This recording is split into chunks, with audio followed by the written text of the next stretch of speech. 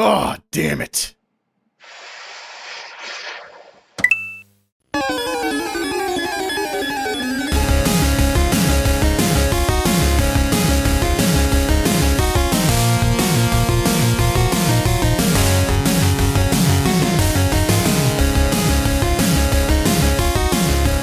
In the beginning, when we started this a year ago, welcome to the hashtag Podiversary. Remember we used to like stop conversations, like stop, don't talk, everybody stop, save it, save your energy. And it would piss Nick off so much. Maybe we gotta do that again. What's crazy to me though is that like we've spent the last year shitting on a majority of the same things over and over and over again, and I love seeing like as we've been doing this podcast, all the things that we hated at the beginning, people are now getting fucking sick of too. Yeah. And it's like we were the Nostradamus of haters, right? Like we were fucking right about every, like Destiny 2. Even the most hardcore fans are like, oh, you're taking another $60 worth of content that I fucking paid for away? Fuck Bungie. And we're like, yes. Dude, I was just dry jerking under my desk at work when Nick was talking shit on Destiny 2. I was like, are you fucking kidding me right now? Dude, yeah. I got him in my chat during one of my streams. Him and Ghost were both like, can I have a wet rag to clean this gum from underneath my desk? And dude, like everyone's hopping on the fuck Marvel train, which like granted, Derek, you were the conductor. You had the hat. You were pulling the horn. I feel like you have the hat now. Like now you say more bad shit about the MCU I hate it than so I do. Much. I legitimately feel like Scott ran over and stole the fucking hat from you. Yeah. 100%. Now I'm like, he's there going were out. some good things about this movie. It's all shit. It's like Scott's going out this weekend to buy the matching striped overalls for his conductor outfit. Yeah, dude. Like I literally, if I could hate fuck the Spider-Man movie, I'd run a train on that bitch. I hate it so much. And now, like the post-credit scene of Venom. Spoiler: if you haven't seen it, it's bad. Don't go do it. Wait, does Derek just care? do it. I don't care. Just okay, do it. all right. How could he possibly care? He hasn't even seen the first one yet. But I just don't care. You just do it. It's fine. This makes me very happy because I guess we're officially going. Can I just say that we're going? Let's do it. Let's go. Let's come. That was funny enough. We're not going to get any funnier. Look, this is where we are, guys. We've been Chris, I want to play Texas Hold'em with you so I can win all of your money. You have no poker face. No, I have zero poker face. I've really missed you guys, and I want to get into it. So I'm just going to say, welcome to episode 42. Can I get another one like you're mad though? Can I get one like you're mad at us? Welcome. Like we showed up late to the dinner party, but like you're still trying to be like polite, but you also want to make sure that let me try that. Yeah, like we were bringing the sides and the wine, and we're like 45 minutes late. Yeah, you know what I mean? You forgot both. The appetizers. So you guys have just been eating roast beef and gravy for 45. Everyone's bloated, just full of sodium. You know. I guess Nick. I feel like Nick would definitely have some mean roast beef farts. Like he would like. Yeah. He wouldn't mind. He's like, yeah, I'll do the roast beef all night. Well, he would also be telling you how you cook the cranberry sauce wrong. Well, first of all, if you cook roast beef and cranberry sauce together, you're a monster. You're a goddamn animal. What are you doing? All right, so dinner party guests late. I don't know if I can do it. I'm gonna try. Welcome to the Cynical Nerd. This is episode 42. Coincidentally, also the meaning of life. I couldn't help myself. I've been waiting for so long to do that. Can I get one more? But it's like you just watched a dear friend give his last cum a Viking funeral. Like he got snipped. He got his tubes tied, and he has a little vial of spermies in a little makeshift Lego Viking boat, and we're watching it sail off into Palatine Lake ablaze. You can't smell the burning cum, but you know it's far enough away. Yeah, but you catch a whiff of something, and you're not sure what it was. But you're saying it because you went through this 5 years ago, and you want to make sure that he feels welcome into this new community. Please go. Okay. This is very serious, Chris. I don't know why you're I'm making sorry, light of it. You can't be all funeral. It's a cum funeral. I know we all I know we all grieve differently, but this is really inappropriate. You can't be all chuckle. This guy's laughing at the cum funeral. You get a Van Damme it. Welcome. Very solid, yeah. It's pretty episode 42. That's a man's last load burning out there on the lake. You show some goddamn respect. His last batch of children. Jesus, we've been down again for 2 weeks. All right, and we're gonna make up for it today. We have a lot of fun stuff, a lot of random stuff to talk about, but a lot of fun stuff to talk about. We also have If you're watching the video podcast, we also have gifts to open, and I am very excited. I don't think any of us know what our gifts are, right? None of you motherfuckers peeked. No, it was very difficult, but I didn't. I am so excited to it was so hard for me not to drop hints because I'm the fucking worst at it. And before we do that, Derek, how's your day going, buddy? I missed you. I missed you too. I mean, we talk all day, every day, but I also missed you too.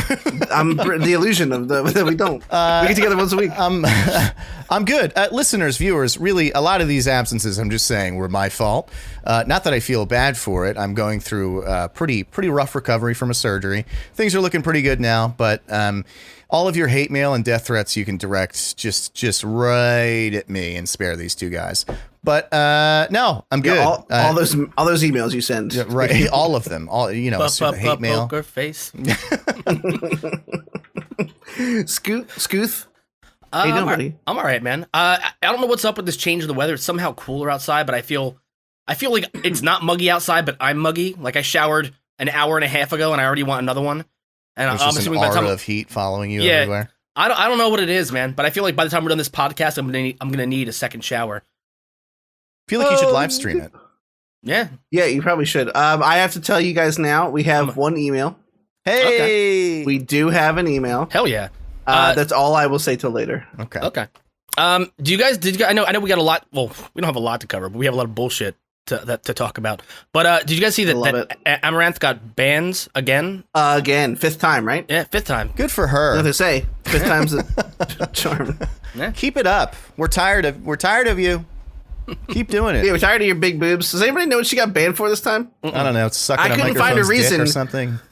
And the weirder thing is that she was not only banned from Twitch, but she was banned from non-Amazon owned platforms like Instagram. So I have no idea what she did, but the answer is something. Could have dropped a hard racial slur. Possibly. I don't think so. I think we'd know about that if she did that, right? Was she the one who threw her cat, or that was someone else? Oh, it was her. Okay. Yeah. It was her? I mean, that was exaggerated, though. Like, it wasn't nice, but it's not like she, like, pitched it like a softball. No, I know. I saw it. Yeah. But don't get me wrong. I'm not defending anything that vile woman does. Yeah. I'll give her something she can pitch like a softball. just honestly, like, I know I've something you can beat to death. What were we talking in chat the other day? And who was it? Like, Phil was like, yeah, but her tits have a lot of blackheads on. I was like, really? Is that how you're gonna neg her? Like, is that how you're gonna like? Yeah, it was fucked up. I was it was like, her, she's her perfect, mistake, but she's got blackheads on her titties, man. It was her mistake for upgrading to the 4K camera, right? Yeah. But, oh no. No, I don't know. I honestly have not seen enough. I've seen clips of the stream. I've never actually sat and watched one because porn is free, and you know. And better. Yeah. I mean, if I want to get insulted by women who would never fuck me in real life, I would just go out to a bar. You know what I mean? Like, the one compliment I'll give her is that she seems strikingly self-aware of like her position in the Twitch community. So there's another streamer named Pay Money Wubby who I find to be really funny. I'm not kidding, it's his name, but he's actually really hilarious. And he played a fake riff on The Price is Right called The Price is Scuffed. And he had people come in and they were getting drunk, and it was actually a hilarious broadcast. He paid Amaranth to come out to his house and sit in a hot tub and be like the what's her name, Vanna White, but she was in a bikini the whole time. And like just doing like the most overtly sexual stuff possible. And like every time Wubby's like this big ginger, he's kind of fat. Sorry, Wubby, I love you if you ever happen to listen to this. But he's looking over at her, and every time she does something, he's like, oh my god! Like you can hear him on the mic, and he's doing it for laughs, but like whatever. Yeah. I'm giving him a free commercial. The whole thing was really enjoyable. If you get a chance to find a clip, I don't know why she's banned. I just looked it up. Apparently, she doesn't seem to know, or she's playing coy. Mm-hmm. But the real conversation here is, how many strikes is she gonna fucking get? Like I don't care what she did. Yeah. No one on the planet. I mean, I hope that she did something, because I mean, like if you have 4 strikes, they can't be like, let's give her another one. I mean, there has to be a justifiable reason, because if 4 strikes wasn't enough, why would you just implement a 5th one? Like, why would you implement a final ban just because you changed your mind later? That to me seems even more scummy than letting her slide 4 times. Yeah, that's a good point. I mean, we've been doing the pod for so long that I remember talking about her 4th ban, like the last time she got banned. So and that was because of the hot tub stuff. I do believe. Was that the horse head face fucking the mic thing? Like the gak gak gak. Yeah, the gat. Yeah, you know. Was she the one that was doing squats, but like acting like it was an instructional video, but the camera was from behind, just like where the butt comes down into frame? Like, come on. That's hilarious. Yeah. Not though, right? So she gets away with it. We should do But that. I think we know why it's this. There's a line, right? And they want to get as close to the line as they can without actually doing legitimate porn, because we've seen what happens to our friend Del Palpatine. When you do porn, suddenly no one gives a fuck that you exist anymore. They've seen, you know what I mean? Like the simp incel army. The problem, they scuttle off, you know? Yeah, the problem with that is that once you do that, you can do no less than that all the time. You know what I mean? Like once I've seen, yeah. Oh, I wasn't sure if it was a crab or like two dicks. I got you. I mean, it could be a crab sucking two dicks. I had to get lower to do the 2-dick crab walk. Oh, that's a crab core beans. I got you. Yeah, that's what all those guys are doing in Attack. Yeah. So. I don't know. Who cares? I'm done talking about this. Can we open up gifts? I want to open up gifts. Let's do it. How do we decide who goes first? I vote that I go first because I'm self-centered and I will walk off. I this also set vote right that now Derek if you goes don't let me first. Okay, great. So we all agree. Yeah. So for our podiversary, we got each other gifts. You can start unwrapping. Derek, just be I just want to gentle show with off yours. want to show off this beautiful wrapping paper. It's pretty good. It's very good. I just found the dirtiest wrapping paper I could. You know, like an old man. I searched like funny adult wrapping paper, and voila. That's a total dad move. Yeah. Respect. Yeah, it is. You probably want to be watching the video version of this if you're listening at home, because none of us know what the others have gotten, and it's going to be a good time. I tried to do this like an adult, but I just got to rip it. I just can't do it. Rip it. I'm very, very excited about this. Yeah, dude, this is the moment. of Even truth very nice packaging, nice bow. It's very. I didn't buy that. Came in that. Okay, well, you had an opportunity there, but Be careful unwrapping. It's for Geely. okay, That's French for fragile. of course.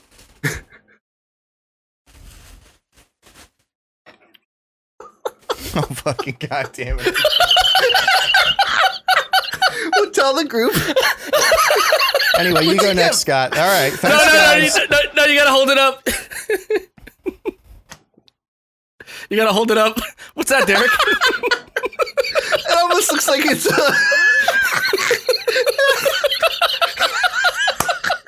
it almost looks like it's a bobblehead of you as Captain America. Yeah, it does kind of look like that.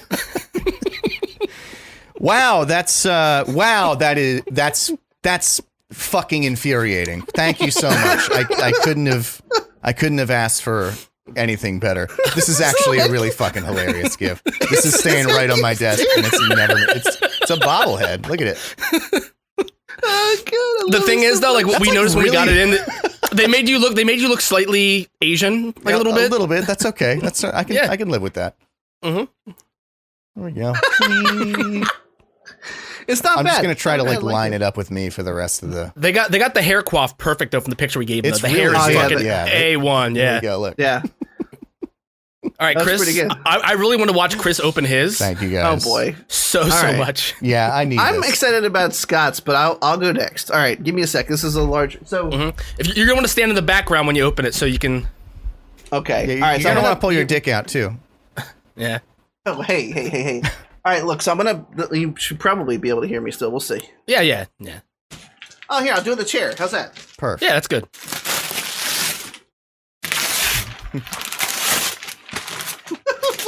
Why is it in a Vizio box? I told you that I was not gonna bring it to you in a trash. We got bag. you a TV. How could?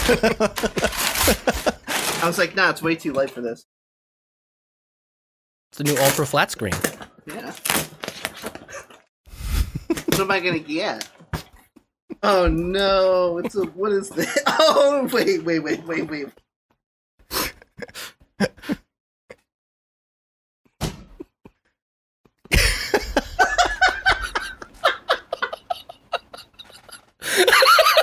All right, you got to show the camera now. Hang on.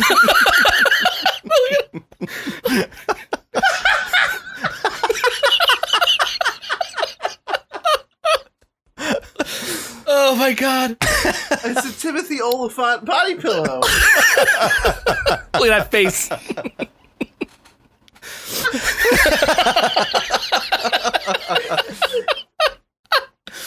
We tried so hard to get you to Photoshop Kevin Smith into like a weird hodgepodge so we could send you a Kevin Smith body pillow. You were not taking the bait. You didn't take the bait. We thought it'd be so much funner if your image that you Photoshopped got used against you on a body pillow. But we couldn't, Okay. Oh, okay, Scott. I'm gonna cough my lungs out. I'll make sure that you guys take note of the wrapping paper on this one as well. Ah, yes, the bag of dicks. Little bags. There's an uncut one in that bag. Is there? Take note. Oh, yeah, there he is. Oh, boy. I did not expect that. So that's not what I thought it might be. I thought it was going to be a cardboard cutout, but I did think it was going to be of, like, Henry Cavill or somebody, so... Henry Cavill would have been a good one, too. Yeah. But I found the most suggestive pose for Timothy Oly-Phun. I was like, this has got to be it. So you're probably going to have to stand up, too, to show everybody what it is. Okay. 'Cause you're gonna... If this is a Belle Delphine cardboard cutout. Oh my god, what the fuck?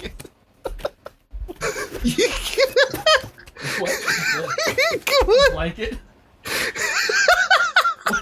What is this? I can't even tell you. You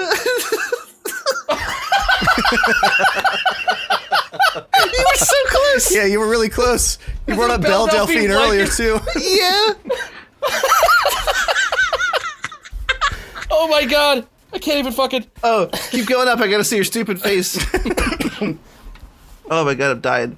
You can't... Oh, almost.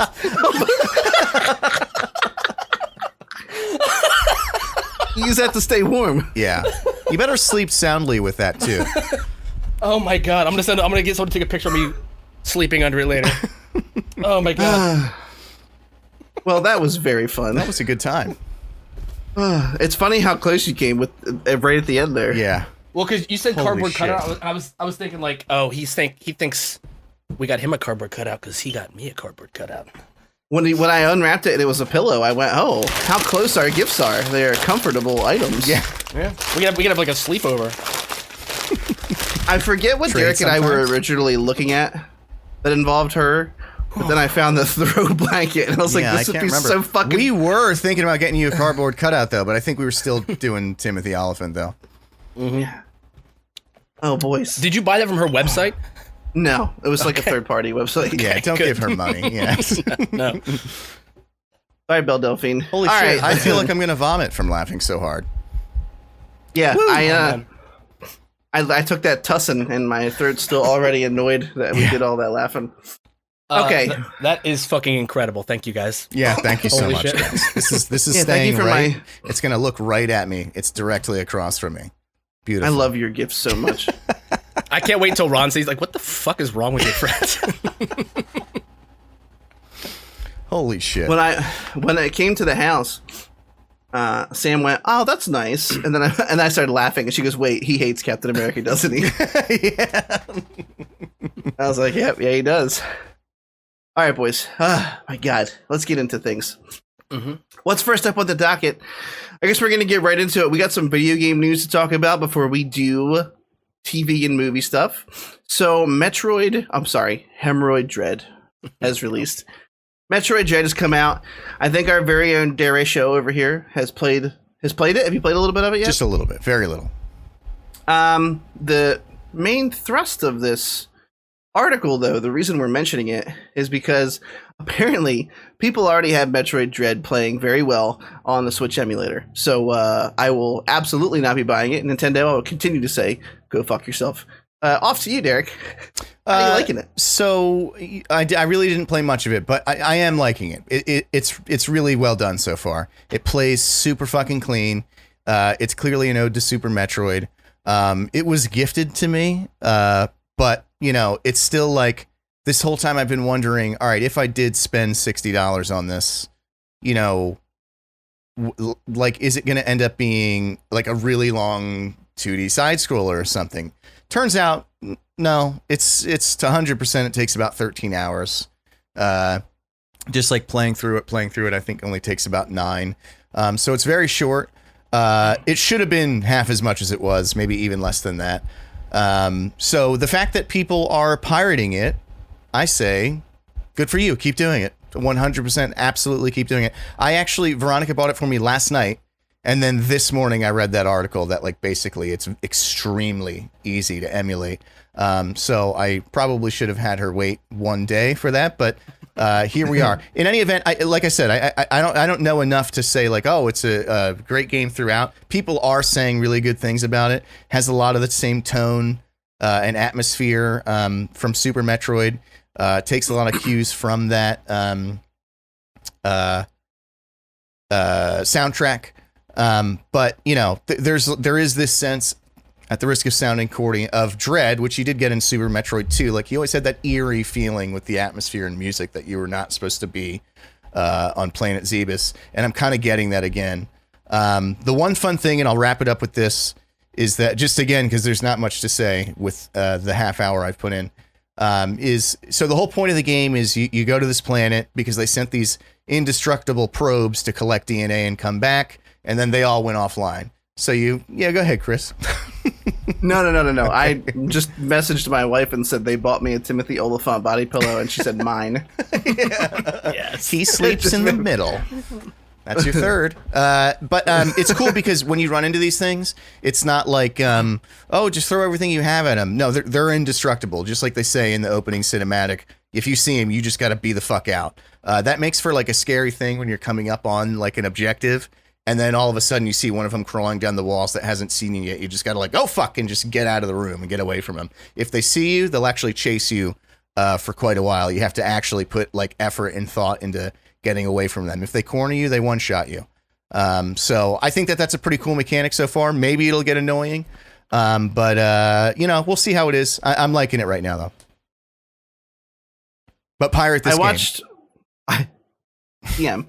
I watched our friend of the pod, Fat Tony, play a little bit of it the other night. I think Scott did as well. Yeah. And I watched him in a segment where he was running from this thing, and I didn't realize it was going to chase him like through not through levels, but like through screens, loads. Yeah. You know what I mean? And it did seem kind of terrifying. You're like, oh fuck, oh fuck, oh fuck. But then it happened to him in the same spot like 4 times in a row. And after that, I was like, I'm bored of this. Yeah. And I went to watch someone else. That's all I got. To me, like, if there was one indestructible robot, that'd be cool. If they had like a Nemesis effect to it or a Mr. X effect, where it honestly would randomly spawn in or like randomly patrol or whatever, that would be cool. A lot of the things I saw seemed very scripted, and I watched Jello do 2 boss fights against two different probes, one of which he just mopped the floor with by literally kiting it around a giant square. Like, he literally had to just platform jump twice to do a loop. And it seemed like the AI was dumb as fuck. It just fell for it for literally the entire. He had 1 hit left. He's like, I'm gonna bitch this. He's like, I'm gonna bitch jank this, whatever the fuck he said. And he just got it stuck in an endless loop where he could do damage and not be touched. So that took a lot of it away from me. But also that this just isn't my genre, clearly. You know what I mean? I have love for the old Castlevanias, the old Metroids, but I've talked relentless shit on this game from the second I saw it, about its graphics, about its price point, about it feeling like an afterthought, like is someone offering you like a loaf of bread at a restaurant to fill you up before the main course comes. And main course obviously is going to be Metroid Prime 4, which is a no-show still. I can't say that there's any way for me to look at this objectively. I just want to hate it, and I do.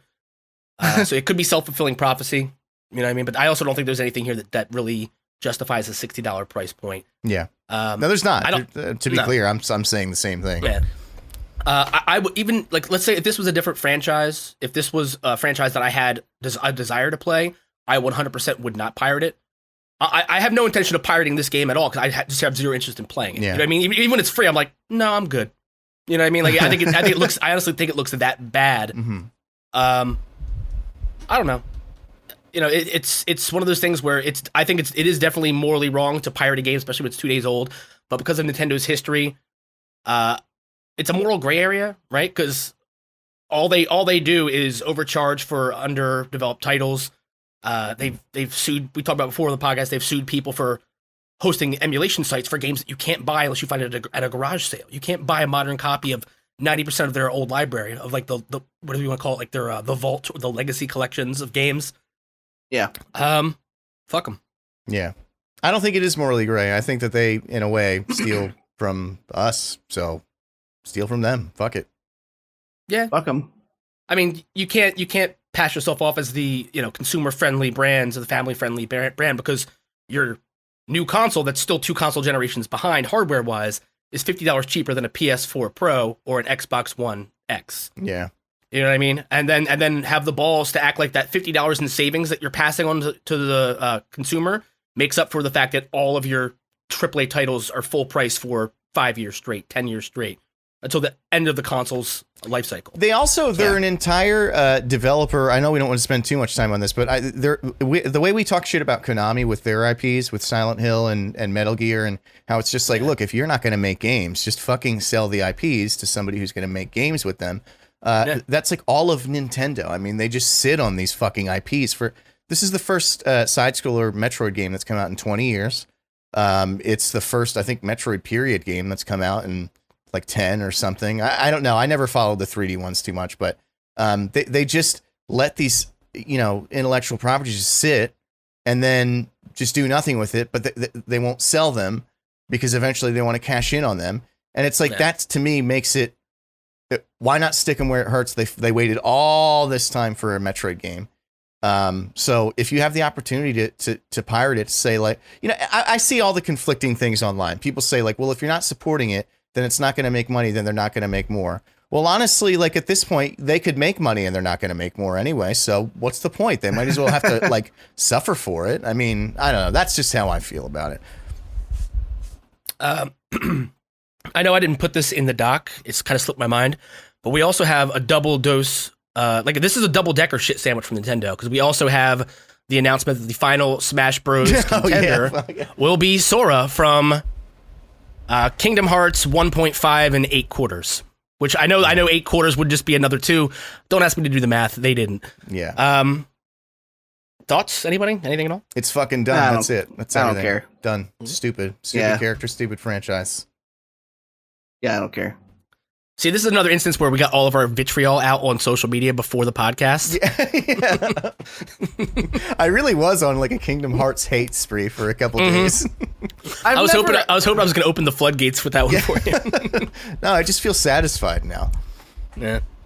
Yeah, I never got into Kingdom Hearts, so I didn't like anything about it. So I like the addition here is like I could not care less that they're in it. Nothing about it is appealing. Whatever.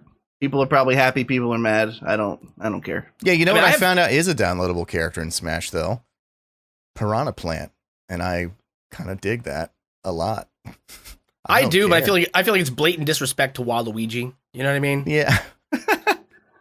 We got Wii Fit Trainer, but no Waluigi. Yeah. That's true. And Wii Fit Trainer literally just like dances. That's what they do.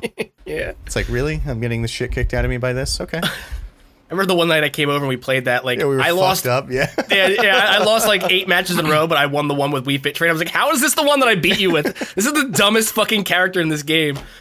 It's fucking great. Yeah. All right, boys. More video game news for you. I'll do this one first just because it's already out. Far Cry 6 released last Thursday, and it has not been treated kindly by the vast majority of internet reviewers. Basically, the sentiment is that it's a Far Cry game. There's no innovation here. They're not doing anything new. I was telling you, boys, I haven't played one in a while, so I kind of just want to play it because it's a Far Cry game, but I'm also not going to pay $60 for it if it's just another Far Cry. I can wait for that. I don't need to buy it right away. I don't know. I do want to play it, but I'm not gonna pay for it right now. That's basically all I have for it. How are you guys feeling about the way it looks, the way it's been reviewed? Ratio? I've tried to get into Far Cry games and I just can't. Like, they don't click. That doesn't mean they're bad. They're just not for me. All I know about this game, and other than Far Cry Primal, that was a great game. I feel like that was the most different out of all of them. That was when we were a caveman. It was pretty unique. Yeah. I did dig that game, but they all do feel the same to me. But the thing is, that's every Ubisoft game, and now it's funny. Like, there's been such a backlash for Far Cry 6 that like people are backlashing against other Ubisoft games. Like, they're talking shit on Assassin's Creed. They're like, basically that, like, if you look at any of their long-standing IPs, they pretty much just like by the like second or third one, figure out the formula, and then every fucking game after that is that formula, just with a different color palette. That's pretty much what it is. So when this is, it's same thing with Far Cry 5. When this is like $15 on Steam, I'm gonna nab the shit out of it, and I'll probably put a couple hours into it. But beyond that, I have no interest in it. They're hard to finish, right? Because like their edge has always been like, you're the faceless protagonist, but the antagonist is the real star of the game. Yeah, and it started with Far Cry 3, right? Mm-hmm. Yeah, and I forget the name. Was his name Vaughn or something like that? Voss or Vaughn. Yeah, Voss. And then we had Pagan Min in 4, who I thought was like one of my favorite video game villains of recent years. But I've never make it past like the first section of one of those games, man, because there's so much to do. It's so daunting, and I don't know. It just loses its satisfaction when you can stealth kill everybody in a base by the time you're level 20. You know what I mean? Yeah. Right.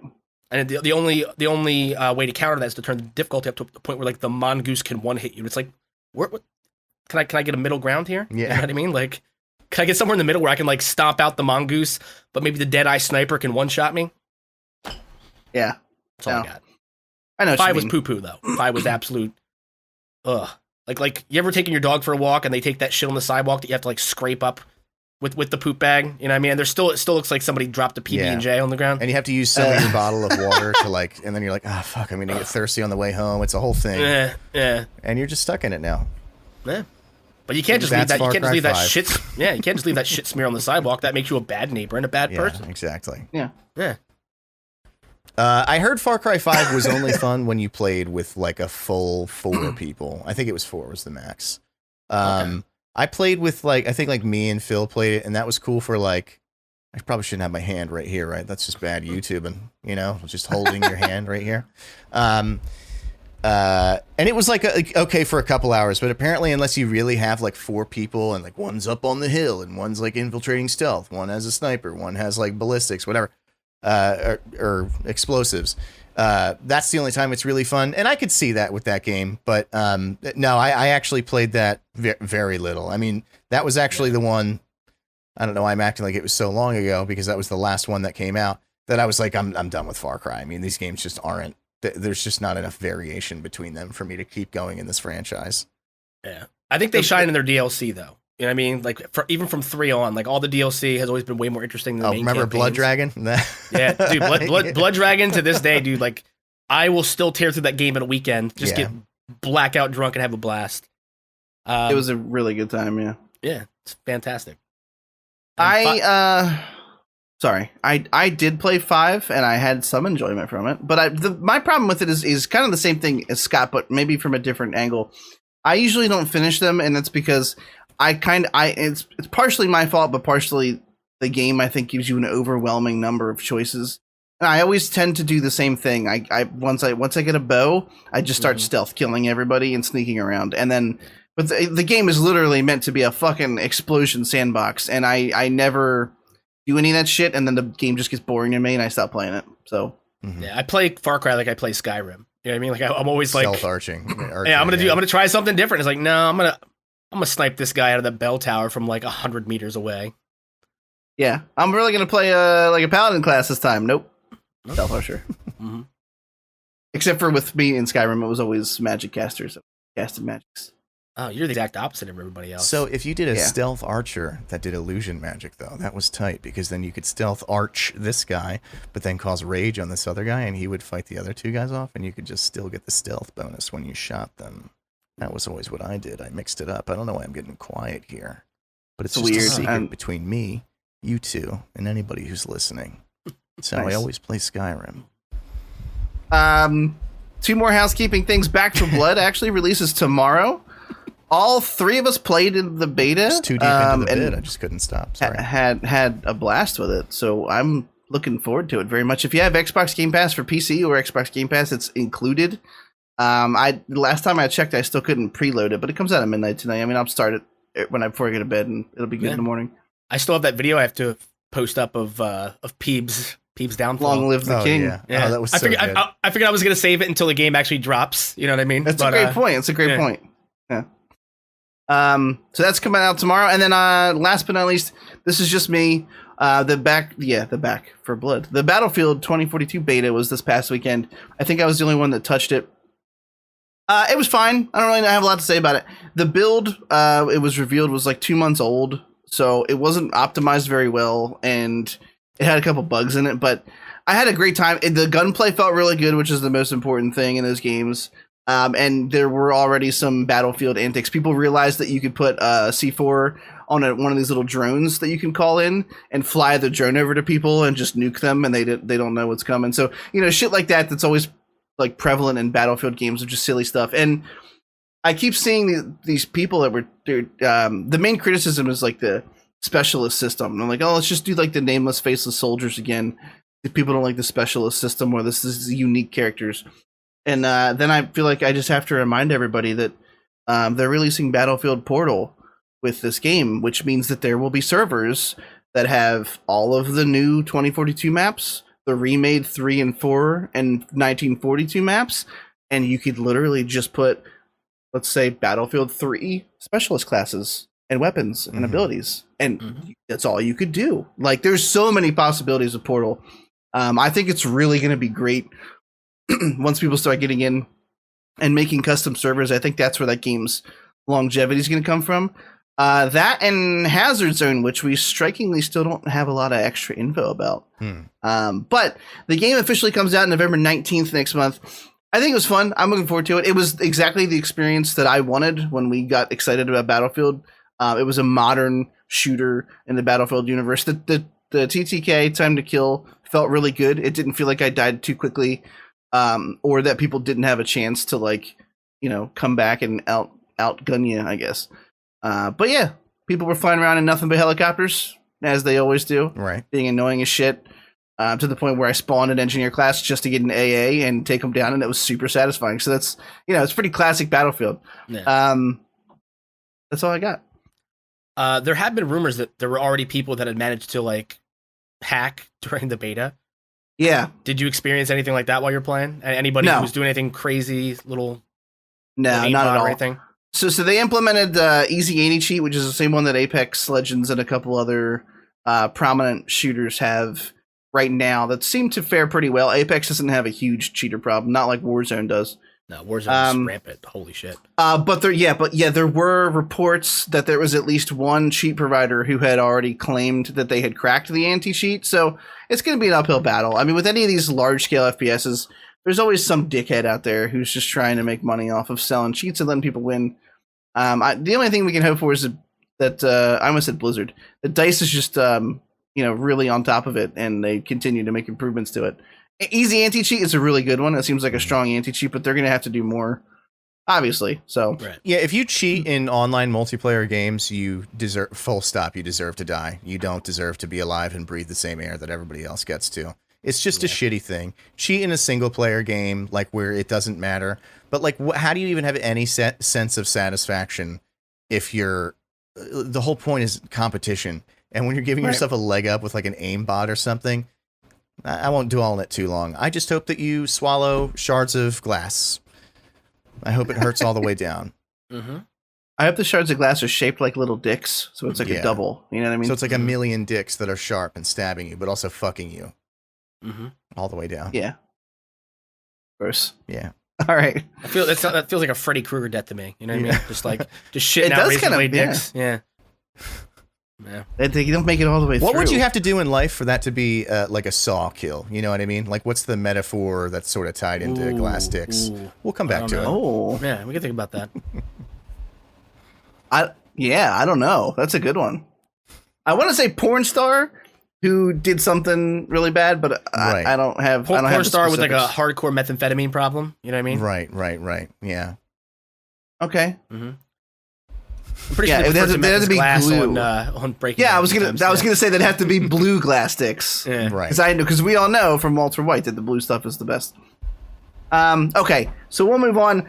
We got one piece of weird rando news that just popped up before we started the podcast here. There was a casting announcement for Guardians of the Galaxy 3, which is still quite a ways away. 2023, actually, May. But there was if you guys will remember, all the way back at the end of Guardians 2, there was a post-credit scene teasing Adam Warlock in like a cocoon. I think the Sovereign had him or something for some reason. At the time, everybody was like, well, who fucking cares? Like, Adam Warlock is always been involved with the Infinity War saga, and you're not including him in that, so I don't give a shit. And that still kind of holds true. Like, I don't know what his role is going to be or his place in this universe will be when he's like, those are the storylines he is known for. He literally led something called the Infinity Watch. Like, he was the main force stopping Thanos from getting the stones until he ultimately failed. Right. They cast him for Guardians 3, and they cast Will Poulter, who I had to look up, but I had seen his face before, and you've also seen his face before, and I'm sorry that you've seen his face before. And that's all that He looks like Sid from Toy Story, is what I get. You know what I mean? Like, if they did a live action Toy Story, Yeah. or like on Broadway even, he would kill it. I'm trying to see what was he in? He was in Midsummer is the only thing I can think of, but he's been in a bunch of shit. Yeah, he was in We're the Millers too. Yes, that's what I was thinking of. Yeah. Sudeikis. Yeah. He's a good actor, but boy, no, he has a dumb face. He has horse eyes, kind of, right? They're on the side of the head, like sort of near the temple, more so than, I'm not saying he can't focus on anything straight in front of his face with both eyes, but that's basically what I'm saying. Yeah. But also I am saying that. Yeah. If you want to lose him, just walk in front of his face, and then there's a blackout window where he can't see it. Do you guys have any thoughts about this? I don't really care. It was more so like, hey, look, this happened. Guess what? You know what I mean? I just think it's too late. Like, at this point, like he would have served his purpose at the end of the Infinity Saga. Like, why? Yeah. Now? Like, how? It's like a surprise. Yeah. Well, like, how are you going to repurpose him in a way that makes any kind of sense? Like, he should have been introduced in Guardians 1 or Guardians 2 and been a force in the universe leading up to that. Oh, Scott.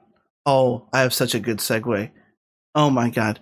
So you might be saying to yourself, Scott, oh, here we go. How can they introduce Adam Warlock now when he's best known for his work with the Infinity Stones? I would posit, how do they keep having Venom movies when Venom shouldn't exist without having first met Spider-Man? And guess what? We all know what the post-credit scene on Venom 2 Let There Be Carnage is, and Derek doesn't know. Scott and I do. So this is a live reveal. Live reveal about a thing I really don't care about. Reveal. Oh, let's build the tension.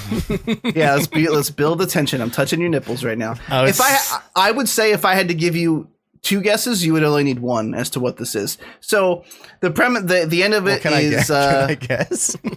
Sure, go ahead. I'll let you guess. All right, just because you said the thing about Spider-Man, is Spider-Man in the post-credit scene? Is it Tom Holland Spider-Man or something?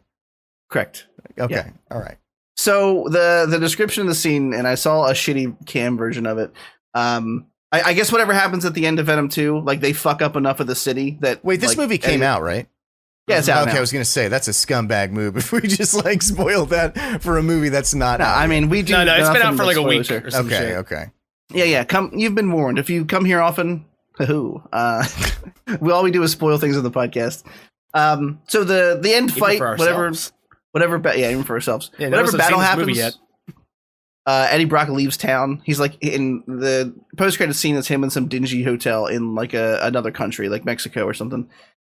He wakes up and he's that was correct. Having a conversation with Venom, and Venom mentioned something about you don't know the hive mind knowledge that I have over the multitude of the universe, like because Venom in the comics, the whole symbiote is like a hive mind thing, and there's like Null, who's the top of the anyway. A lot of weird mythos there. And he said, I would blow your mind if I shared some of that information with you. And he says, okay, tell me something. And right when he does, it does not appear to be caused by Venom himself. There's like the orange glow of like one of Doctor Strange's portals outside the window. And he says, what are you doing? And Venom says, this isn't me. And then the room changes. Like he's still in a hotel room, but the look of the room changes. And on the TV is the J. Jonah Jameson report from the end of Spider-Man 2, saying Peter Parker Spider-Man, and Venom clearly recognizes him and says he looks, and then like licks the monitor or something, and then that was the end of it. So Venom is now, I assume, pulled into the MCU via that spell that Strange did in Spider-Man. That's my guess. That's the only thing that makes sense. But it doesn't make sense if the spell that Strange was supposed to do is make everyone forget who Spider-Man was. Right, of course. None of it actually makes sense. Yeah. I'm sorry. I didn't mean to imply that. I mean, we're also assuming that the spell doesn't work because Spider-Man fucks it up, right? Like, right. The Sorcerer Supreme can't concentrate on a spell while a little kid asks him questions. Right, got it. Okay. So I thought it was that people just forgot that Spider-Man was. I almost said Tobey Maguire. Peter Parker. Not that they forget who Spider-Man is, right? No, but they forget that he's Peter Parker. Right. But if that's the reality, why would they be showing the Jonah J. Jameson? Okay. You know what I mean? Because it just doesn't. I don't know. I don't know what they're gonna do, but it's gonna be bad. And this just cements it to me because these Venom movies are bad, and now if they're part of the canon, it makes the entire MCU by association real bad. I've seen enough people post pictures from quotes by Tom Hardy that he did not say that I'm starting to not like Tom Hardy, which I feel like he doesn't deserve because he's a good actor. But like I do veer away from him for that reason. That's hilarious. You know, it's always like, be careful who you show your good side to because they're gonna turn on you eventually. People show I know you you who mean. they really are when you show them who you really are. It's like just the stupidest fucking shit. Wait, is that like his tweets or some shit? No, it's just people who think that he looks like a tough guy, and so they write vapid, nonsensical fucking quotes that he didn't say on top of pictures of him, and then share it on. From like all Bronson or something. those old fake like Jessica Alba or Jessica Biel fucking Twitter pages from back in 2004, like the inspirational quotes, like the fake Will Smith accounts.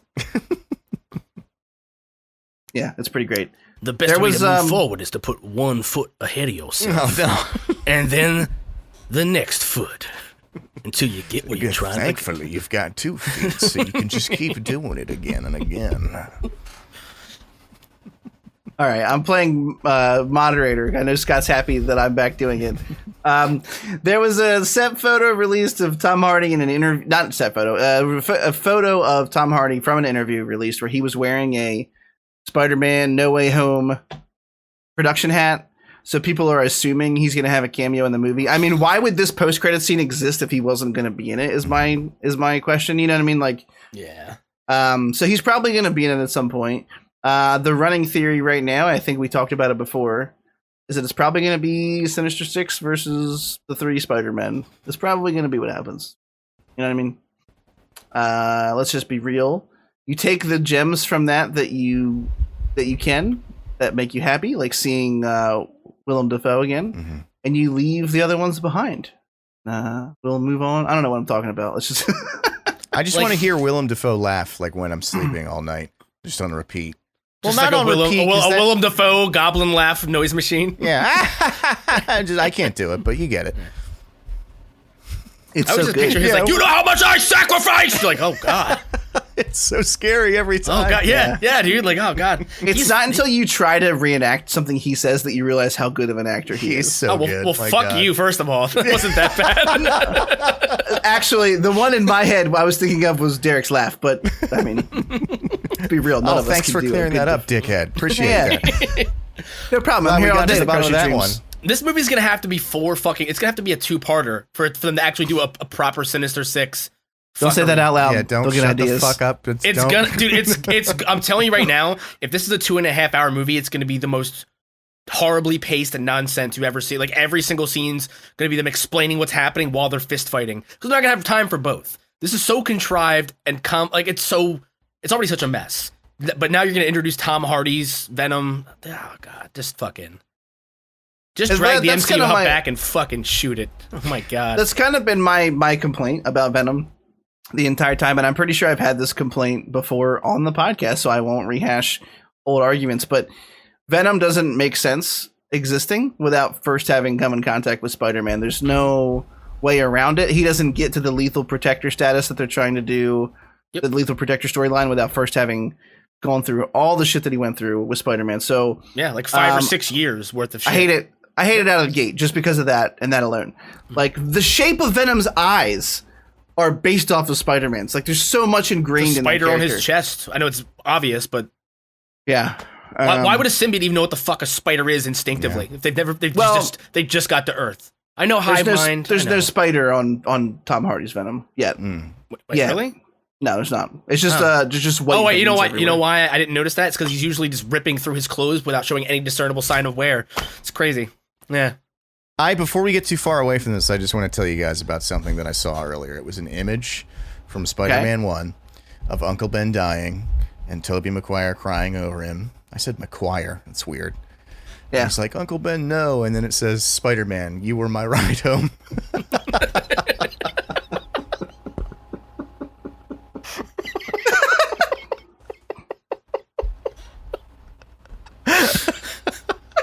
Savage. All right, boys. I'll track it down. You were my ride. All right, let's talk about some TV shit, huh? We're going to talk about brief thoughts. Just all of these things we're going to talk about right now. Some of us have seen. So fucking Derek. Some of us have seen and some of us have not seen. So we're going to give brief thoughts and try not to spoil shit too much for anybody. Squid Games, even though it's written here as Squad Game, which is hilarious. Scott, have you seen the whole thing? Yes. Yeah, I finished it. Okay. I've only seen about 2.5 episodes. We're gonna just give some generic thoughts here. Derek's seen the trailer, but honestly, I've seen 0. You can talk about the show if you've seen the trailer and not spoil anything. I'll give you what I've seen so far, and then Scoot can talk about overall thoughts about how he's enjoying it, how he enjoyed it. Sorry. So it's like adult murder death games, like these people who have debts to pay to society or whatever. They get kidnapped and tossed into these arenas where they have to compete, and they get murdered. And so far, it's fun. I don't know. I'm on like episode 2.5, and I like the character arcs they've been building so far. I enjoy the kind of look into humanity and like some of these people where you're like, of course you would leave. Oh, you did the right thing. Oh, okay. Well, but you really need the money and your life kind of sucks without it. Like that kind of stuff. Like there's a lot of like, what would you do when you're when you're backed into a corner? You know what I mean? That kind of stuff. Mm-hmm. So I like it so far. The first game was fun. Not super intricate. The second one was really cool. I won't spoil what they are. And I don't think I've seen the third one yet because I'm only like halfway into the second one. And the one cool thing I will say, well, never mind. I'll leave it because it's something fun to find out when you watch it. But Scott, how about you? How do you feel about the series now that you finished it? Do you like it? It's ridiculous. Like well, it's I get the hype because it's fun, and it plays out a lot like a soap opera. There's a lot of drama. There's a lot of betrayal. There's a lot of, there's a lot of really good character writing. But I can't say whether or not I think it was acted well. To be honest with you. A lot of it comes off as very cartoonish to me, in the way that people enunciate and express themselves. It all seems very, I don't know, like over dramatic, even for a dramatic show like this. I think it has some really cool ideas and it had some interesting stuff going on. But overall, I think it's cool to see something like this that's like a culture shock to the system, right? Where you get to see. And to me, maybe it seems a little ridiculous because it's such a deviation from the way this would play out if it was made in America, right? Like I can't say that I've seen a lot of Korean like live action television. You know what I mean? And it keeps you going the entire time. It's a roller coaster. You're gonna want to finish it. Once you start, you're just gonna end up binging all of it. But I can't wait to watch more tonight. I'll be honest with you. I'm looking forward to it. I think the hype's just because it's a lot of fun. I don't think it's like, it's going to go down in history as one of the greatest shows ever. Far from it. But I think it's just a really good time, and it doesn't take itself super seriously. But when it does, there's a few moments that really get you. Like it does pull at the heartstrings a little bit here and there. There's some really impactful, heartbreaking moments. There's some really intricate, cool puzzles and games these people are forced to play. And it does a lot of twists. Like all these characters are shades of gray. There's nobody in this show that's, a set good person or set bad person. You know what I mean? They all have their ups and downs, with the exception of one character who's just a giant piece of shit. That kind of sets like the tone. I know who you're talking about. It kind of sets the tones that every other character, even though they make questionable choices, they still seem like they have like a moral gray area kind of thing going on. Because in comparison to this person who's just representative of all the worst things in society, like the absolute worst bottom of the barrel piece of shit you could possibly be, it helps humanize and really give the other characters some depth, because you see them react to the things he would do with horror, but then you see them do things that you would never imagine doing, and that doesn't seem to have the same, they don't seem to have the same guilt that you think maybe you would feel in that situation. It's hard to talk about without talking about it. So I'm sorry. I'm sorry. No, it's okay. But I mean, neither one of you have fine. finished it, so I know everything, which means shit. it's you'll have fun with it. I would definitely guarantee. I would recommend to everybody who hasn't seen it, check it out. At least give it the 2-episode rule if you follow our rules. Mm-hmm. But by the time I finished episode 2, I think I binged the other 7 or so in a matter of like 2 or 3 days. So Yeah. I'm really looking forward to getting to like another couple episodes in while I mix this pod up later tonight. Yeah, it's just over the top. It's nonsense through and through. Once you guys have seen it, I can explain that statement a little bit better. But it's a good time. I just muted my mic so that I could fart really loud. You shouldn't have muted it. Which was not a response to what you were saying. It's just something. I would rather you have stood up and poised it right on your microphone. Just browned right on the mic. Mm-hmm. Yeah, brown. Right. Hit it with a brown note. See if you can handle it. The cloud lifter could support it. Okay, so we're gonna, and this is another throwback because it's been 2 weeks, but we're gonna give some brief thoughts on Star Wars Vision. So the animated series that came out for Star Wars that honestly none of us gave any second glances to. We were like, yeah, okay, fine. But this was a lot of different anime studios, and I think some of them American and some of them true anime, which means it was made in Japan. I fucking hate people that make that distinction. Anime literally means animation in Japan. Like, go fuck yourself. It's a dumb guideline. It's very, very dumb. We've bitched about it before. I won't rehash our hatred of weebs and furries, and well, maybe I will. We'll see if we get there. I mean, if you wanted to rehash both of those hatreds, I served you Kingdom Hearts Fighter Smash Bros on a silver platter. No two franchises are more closely linked to child abduction. You can hold me to that. You can fucking quote me on that. Oh no. Yeah, there's the reason why whenever they're looking for a child abductor, they immediately start searching Nintendo's user ID base. Yeah. Every giant Mario costume you've ever seen at like a Smash tournament is just Chris Hansen in disguise. Right? Like there's no. They just throw a 3DS with like Kingdom Hearts, 358 and a quarter days down an alleyway, and like fucking pedophiles just jump on top of it like fucking grenade that's about to go off. Catch him in a net. You wouldn't know about that. You wouldn't know it, but that giant Pikachu costume has a lot of hidden pouches. That's all I'm saying. Okay, boys. Lots of room for hard candies and roofies in that costume. Gross. I'm not So Star perpetuating Wars it. I'm just Visions pointing came how it out. is. I saw about half the season. I didn't not that I didn't like it. I actually had quite the opposite. Found myself enthralled with some of the art styles that I came across. But I think we're specifically talking about the first episode because I think we've all seen that one. And then Derek was going to give some thoughts on the whole series. Like I said, I can only talk about a handful of them. But the first one is extremely. I mean, talk about like the snake eating itself. Star Wars, these old samurai films were always right on the sleeve. George Lucas talked about them being inspiration for everything from Darth Vader's armor to the story, how it plays out.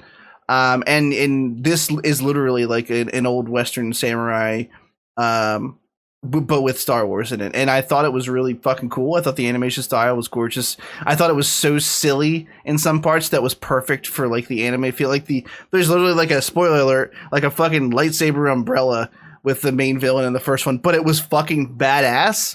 Still, like even though it was so stupid, I was like, was it though? I thought it was cool. I thought it was cool. Awesome. I thought it was really cool. And then, yeah, I don't know. I really liked it. I don't have a whole lot to say besides I thought the art was kind of breathtaking, to be honest with you. I really thought it looked like they put a lot of love into it. And it's funny that those are the projects that kind of sneak up on you. None of us really gave it a second thought. It felt like a little thing, but these episodes really felt like they were crafted with a lot of care from people who clearly love Star Wars, but just live in a completely different realm of animation that they probably never thought they would get to touch it as a medium. So I thought it was cool. It's obviously a cash grab by Disney. Everything with Star Wars will be a cash grab by Disney. It's all made to get you to subscribe to Disney Plus. But that being said, it was a pleasant surprise for me. It did not feel like a Lego Star Wars special. It felt unique. It felt like they really let those people put their mark on it. Maybe because they didn't give a shit about it. But either way, it felt pretty cool. Me and Disney have that in common then, because I also struggled to give a single solitary shit about this show. I feel like I just gave a really good like little speech, and then It was also a perfect segue for me to just be negative, right? That's true. That's just perfect. Yeah. I mean, I hate to sound like a broken record, man, but I'm MCU'd out and I'm Star Wars'd out. Like Disney, for me, I realize that this is beautifully animated. It's not that it wasn't interesting to watch. It's just that I'm so far removed from these franchises at this point where I just can't like. I roll my eyes at the mere mention, and that's on me. That's fine. I'm 100% gonna own it. That I am just a crotchety old man yelling at clouds. But I don't know, man. I don't know. I'm gonna try to say 3 nice things about it instead of just being a dick. All right, we're gonna try to have the Podiversary have a little silver lining here, even for things that I despise. Okay. The animation style was beautiful. We'll do it Inglourious Bastard style. I'm sorry. Okay. Mm-hmm. The umbrella lightsaber only kind of sucked. So no, that doesn't count. That doesn't count. Yeah, that doesn't count. No. It was cool to see them step outside the box and tell stories we never would have normally seen on a big budget motion picture. That counts. And the music was phenomenal. There you go. Okay. That's all I got. Yeah. Derecho. I don't know why I've settled on Derecho. That's okay. You. Own it. It's yours now, baby. It's I didn't finish it. I watched most of it. I actually think I only have like 2 episodes left. The one thing I'll say about it is that not all of them were great, but none of them that I watched were bad. I think the worst one I watched was the second episode that was like about the band. And even that one had a weird charm to it that was like, I just wouldn't have expected. I would have figured all these episodes would have been like, the bad guys are fighting the good guys and one of them's going to win. But it was just cool to see like, oh no, we're just a band, like we're just trying to make it in the fucking, hut territory or whatever. It did remind me, I don't have much to say in it that you guys haven't already said. It did remind me of, they with the Matrix, they had the Matrix animated. And then with Halo, about 10 years ago, they had Halo animated or whatever that was called, where basically they had different studios directed, an episode each. And with basically, it seems like they gave them a very broad idea what they wanted to happen in the episode and just left the rest of it up to them. What I liked about all 3 of those, Matrix Animated, Halo, and this, is that it seems more like they were inspired by their source material more so than just taking place within the same sort of bounds that they've always taken place in, but it's just animated now. Like I know you were saying, I think it was episode 3, the one with the 2 twins fighting over the Kyber crystal. I was going to bring it up. I love that episode. It's done by my favorite anime studio, and I don't even like a lot of anime, but they're called Studio Trigger. And their whole thing is like they're over the top. It doesn't make sense. It's not like, it's just meant to be like a visual spectacle. And that episode did that super well. But there was, dumb stuff like they're out in space without... I was going to say, they're standing outside of a Star Destroyer with the entire time. Breathing, and they can hear each other in space. But that's I'm glad I didn't make it that far. Oh, man. Yeah. No, but I mean, like, that's the thing. It's not meant to be... I mean, not that Star Wars is meant to be real, but it's meant to be even less so than that. It's just it's inspired by Star Wars. It's not even really Star Wars, per se. That's what I liked about some of these. The ones that I really liked, and I don't know how far Chris got, but there was one where there was like a lightsaber blacksmith, essentially, who was, if you didn't see it, I'm not going to say anymore, because that one's actually really good. I don't think I have. Then I won't, but just watch that one. It's like episode 6, I think. That sounds cool. And basically he used, this is the setup, so, I mean, they're only 15 minutes long, but he sends out a signal into the universe, basically trying to rally the remaining surviving Jedi after Order 66 by saying, like, I made you lightsabers, come get them, and you can fight back. And some people who get it are Jedi, and some people who get it are Sith that want to stop the Jedi. It's a very cool episode. Oh, I think I started that one. I remember the premise for it. Yeah. Is one of them like a Plo Koon species? Maybe? I don't remember. Whatever. I don't think so. But yeah. See, that sounds like a story that would be interesting to watch, but it feels like we'd need more than 15 minutes to flush it out. And that's like what I had read about this before I even started the first episode, is that some people said their primary complaint was that they felt the episodes were either kind of like nonsensical, like the band one, or they were a really cool concept that was only 15 minutes long and then it's done. So like I get that, but I don't mind short and sweet sometimes, and in this case I really didn't. My wife doesn't either. Oh, burn myself. Okay, so we're gonna move on. Spoiler alert again. I shouldn't have to say that. If you're here, if you're listening, you know what we do. We're gonna spoil some more shit for Derek right now. So we're gonna talk about Midnight Mass. Both Scooth and I have finished the series in its entirety, and we both have like 7 episodes, right? Something like that. It was 7 episodes total, hour long each. So much like Squid Games has me in its thralls right now, I could not stop watching this show once I started playing it. Because the first 2 episodes are pretty slow, but they're introducing the characters and the island that's the central star of the show. And I thought that the characters and the relationships with them were interesting enough that I was on board. And then they get you to the central twist, which we'll talk about in a second. And once that happens, the whole show kind of turns on its axis, and first off, you understand the title very quickly. I won't bury the lead. Are you ready for the spoiler? Hit me with it. If I may for just 1 second. Oh, you may. Now, the first 2 episodes are definitely a slow burn. Yeah. And a lot of people didn't make it further than that, and I get it. But there are a couple shots in those first 2 episodes, especially anytime he sees the girl. Yeah. Our lead character, one of our leads in the show, it opens up with him, he's driving drunk and he causes an accident. And this young girl, he basically gets away without a scratch. This young girl dies. And as she's laying there dying, they're doing CPR on her. He sees her face with shards of glass and like just all down the side of her face, and the reflection of the police lights, the red and blue flashing back and forth. Anytime he goes to bed for the rest of the series, they show him staring off into space, and he sees that girl staring back at him. And it's just the music during these sequences, the lighting, the way it's framed, everything about it is so haunting that, like, even though the first 2 episodes didn't have big scares, every time they showed that again, it got me. Like, I would literally jump and gasp. I was gonna say, at the spectacle of it. Every time they show him put his head down, you know what's coming, because the camera starts to pan him as if he's standing up, and then it flips to see her face. And sometimes you see the lights on his face before they even show her, and they still would get me when they showed her. It's so incredibly haunting. Like the way that they obviously she wasn't really there. This isn't a ghost story. You know what I mean? But the way that they just represented his dread and guilt that way, like I thought the way that they did that with so many things in the show was incredible. It's subtle. It's very subtle the way they do it with a lot of stuff leading up to even the big twist at the end of episode 3. Just to give Derek the premise, so one of the main characters, this son who was out and about being successful, had an accident, does jail time, and then the show starts with him coming home to his family that comes from this very small, like, fisherman's island.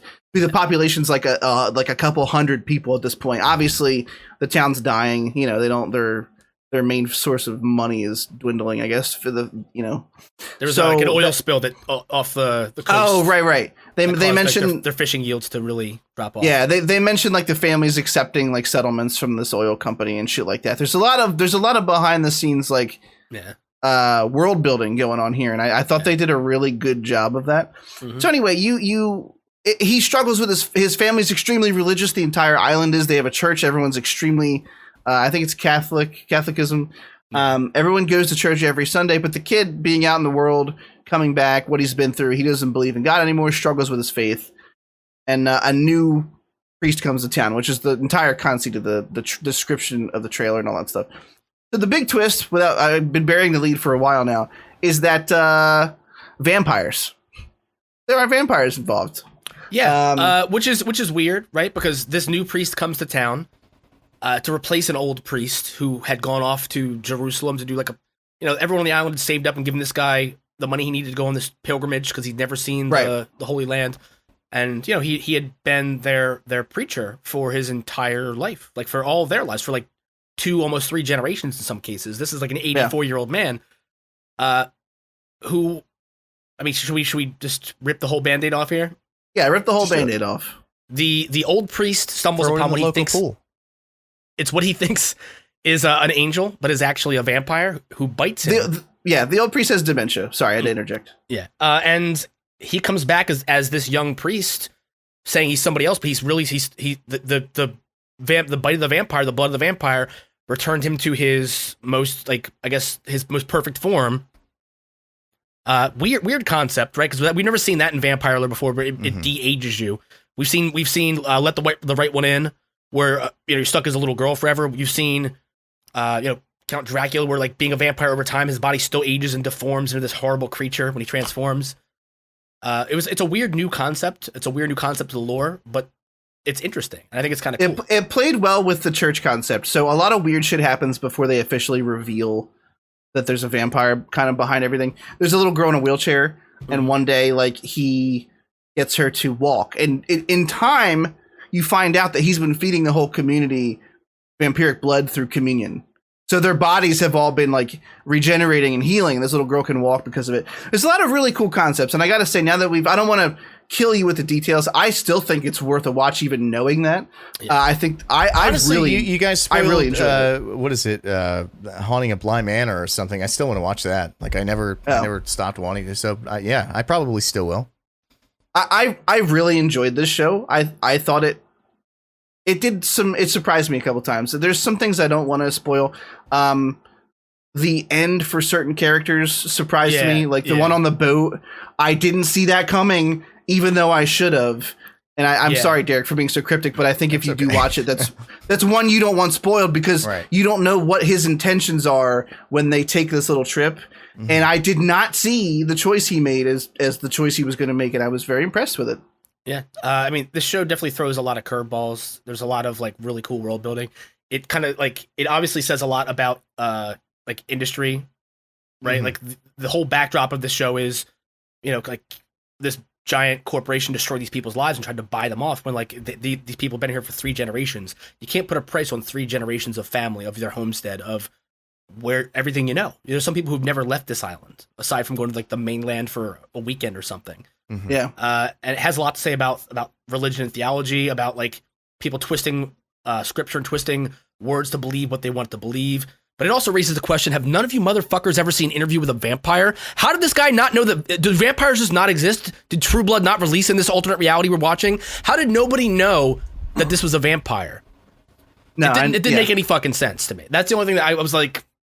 I legitimately think in those scenarios, but honestly, like that's how I get through that stuff. Like in zombie movies, I think zombie shit doesn't exist. Like, right? Otherwise, I agree. Everybody would fucking see it coming from a mile away. Like absolutely right. Besides the main angel that they call, which is really funny. Like Scott said, they really do a great job of twisting like the scripture and the literature to really fit what's happening, and like they convince a sizable portion of the town that it's a good thing to like kill themselves because they'll be reborn because they have the vampire blood in them. Mm-hmm. It's crazy. There's a lot of cult allegories. There's a lot of industry allegories that he was talking about.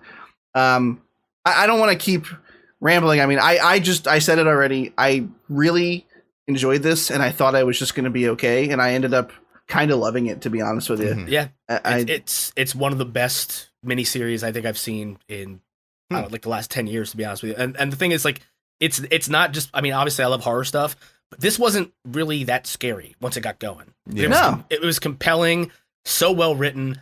And like we said, it has so much to say, and it says it boldly. It's not like in the subtext. It's straight up like it just straight up shows you that like all like people, absolute power corrupts absolutely, and you see people, even someone who has the best intentions, like the priest who comes back, he thinks he's doing the right thing. He thinks that he really thinks this is an angel, and he thinks he's doing something to help the community. And you get to see the turn where he realizes, oh shit, this is spiraling out of control. I might be wrong. But you see other people who don't even care whether it's right or wrong. They just want the power. Yeah, you know what I mean. Yeah. Like for them, like faith is the sheep's clothing that they wear to get what they want. You know what I mean? Like and condemning other people and having control of other people is, like they kind of get a God complex. They're not concerned with what God might actually want them to do. They just want the power that they want. Mm-hmm. That was the final point that I was going to make, and I'm glad that you brought it up. The main character, the priest that comes back, that you think is supposed to be like the bad guy here, he's not. He has very altruistic intentions, and throughout the entire series, is 100% believable. I kept waiting for like the twist where he was like, like secretly evil. No, to the last breath, and to the point where Scott said he realizes that what's happened was not what he wanted, and that it was bad, and tries to stop it. you know. I mean, his intention was to turn the town because he thinks that, you know, like this is a miracle. This is a gift from God, which is like, again, all right, like, okay. It reminds me of like the Heaven's Gate bullshit, right? Where you have to like have to transcend, you have to get to your perfect form and then kill yourself. There's a lot of references to Heaven's Gate and like the Jim Jones shit in this show. Yeah. And it parallels it almost perfectly. Like after watching the show, I went and watched the Heaven's Gate miniseries on HBO because I was so like, that show is fucking disturbing, dude. Yeah, with chilled me under the bone for days, dude. It is absolutely heartbreaking, and it just goes to show you, man. Like it's human nature to want someone to have the answers for you. And I think the point that this show makes the most strongly is that like having the answers isn't as important as just, you know, being in the moment, being there for the people that matter. Because this guy does the wrong thing through and through. But every step of the way, while he's like essentially like pulling the strings of this nightmare scenario, he still was earnestly trying to help people every chance that he gets. Like he's not the person responsible for all the bad shit happening is one of the most morally great characters in the show for a long time. It's incredible, man. It's you have to see it. Like I don't want to ruin the end for you. I will. I don't want to ruin the end for you, but it shit goes off the rails for the last like 2 episodes. And it's like, it's the best vampire movie you've ever seen for those final 2 hours. Like, it's fucking incredible. Because you have that, you know, like that 5 to 6 hours of buildup where you actually genuinely care about everybody. One thing I will say, though, is there's a few times where, like, a character is, like, in the background, like, and they get asked a simple question, they just divulge their entire backstory. Oh, no. And you're like, it's like when you talk to an NPC in Fallout, he's like, the rain stopped coming 23 years ago, and me and Marge have lived here on this, you know, it's just like, this goes on, and every question, every, like, option you have for dialogue to try to end the conversation just unlocks more dialogue you didn't care about. He's like, glad you asked. I'm happy to elaborate. yeah. That's hilarious. Yeah. All right, let's move on. We're actually running... Can we skip I'd rather do that when I've seen it, the Chappelle one. Oh, sure. Yeah, Chappelle's out. Trans people hate him even more. I thought it was great. That's where we'll skip it. I was gonna say we're actually running longer than I thought already because we've been having some fucking great conversations. So, is there anything in the trailers that we really, really want to go over? Like, we have a Sandman teaser. I'm just gonna talk about them openly. It's fine. The Will Smith thing I don't give a shit about. I think Sandman teaser and the Train to Busan we'll talk about, right? Does that sound good? Train to Busan? Yeah. Because really I have nothing to say about the Sandman teaser other than A, I think it looks neat. But B, I've never read the book and everyone tells me it's fucking phenomenal, and I'm going to get the audiobook on it where it's entirely voice acted and listen to it. This is my solemn swear to you. You should do the graphic novel, though, because you have the visual element of it, too, which is really... Okay. Well, I'll do whatever you want, but that's my opinion. Audio book of a graphic novel feels weird to me. Like, do whatever you want, I'm just saying. Well, no, but you guys remember Milo and Otis where Dudley Moore just does all the voices of the animals to himself, and it's like he's having a mental breakdown? That's what I feel like when I listen to, like, audiobooks. Anytime I listen to them. Like, I've been trying to listen to Stephen King's It for the last year and a half, and I can't fucking do it. Well, this one is like a whole cast of voice actors, I think. Like James McAvoy's in it, and there's a couple. Okay, that's definitely better. I'll probably start with the source then. I'll probably do graphic first. Do you mind if I tell you guys what's happening in this teaser, and then I only read the beginning of this, and just to give you what I got from the teaser was that they were summoning Sandman. So they were. So it's a death cult back in like the 20s, 30s or something. And so what they're doing is trying to summon death, like the entity of death. And so in this universe of this comic book, there's essentially, I forget, they have a name for this like order, but there's essentially like these 7 beings that like are emblematic of one thing or another. And it all begins with D. So there's like death, desire, whatever. So basically like, they're trying to, I know where you're going with that. They're trying to summon death because they want to harness his power, but they accidentally summon his brother Dream. And so basically they trap Dream, or he goes by Morpheus. There's a bunch of different names in the book, but they trap him in this prison. It's for like 50 years or something in the book, but and for all of that time, nobody anywhere has dreams, because Dream, the entity, the concept, is trapped in here. Interesting. And basically, like Dream does these That's really rough, man. Yeah. I don't think I could have gotten through my early teens without sex dreams. That's really fucking. Yeah, no one's having. That sucks. Right? There is this like really touching thing, and I don't remember it exactly, but there's a little girl who is dreaming of like or it's a guy who dreams of a castle in the sky when he's a boy, and then right at that's somewhere in the world, and then right at that moment, Dream gets captured, and he never has another dream again, and he goes crazy. He's like homeless, and like people just make fun of him, and they piss on him when they walk by and stuff. And when he's lovely. like. Basically, when he's like 80 years old, right as he's about to die, like Dream gets out and he sees the castle in the sky again right before he dies. It's just fucking awesome fucking moment in the books. And I really hope they put it in this show because it's, that's a fucking beautiful moment, but also what oh my God, 50 years of just getting That's pissed so on. tragic. Oh God. But anyway, so that's what that is, Scott, like that orb, and they're like, we're going to summon death. And then that guy in the mask is in there. They accidentally summon Dream instead of death. You done goofed. You fucked up. But anyway, I am so excited for this. But I really have to pick the graphic novels back up. I never finished them. I only read the first like 4 compilations, but holy shit. They were so good. I'll have to do that as well. Maybe I'll go out and actually buy like a hardcover. Like graphic novels, there's nothing for me like actually sitting down with one. I'm not usually that guy. Like I consume all my video games in digital form only. I have no care in the world about a disc, but for graphic novels in particular, I really enjoy holding the book. Sandman by Neil Gaiman, who also did, holy shit, it's escaping me, was on Stars. American Gods, which I actually read the book before the show came out, and I love American Gods. It's fucking phenomenal. If you have not read it, please go do so. I've heard it's really good. So I'm kind of working backwards because I know Sandman is older than that, and also heralded. He's done other stuff too. There's a Norse mythology book that I want to check out from him. Wonderful writer. It's technically a DC series. Vertigo, I think, did it, right?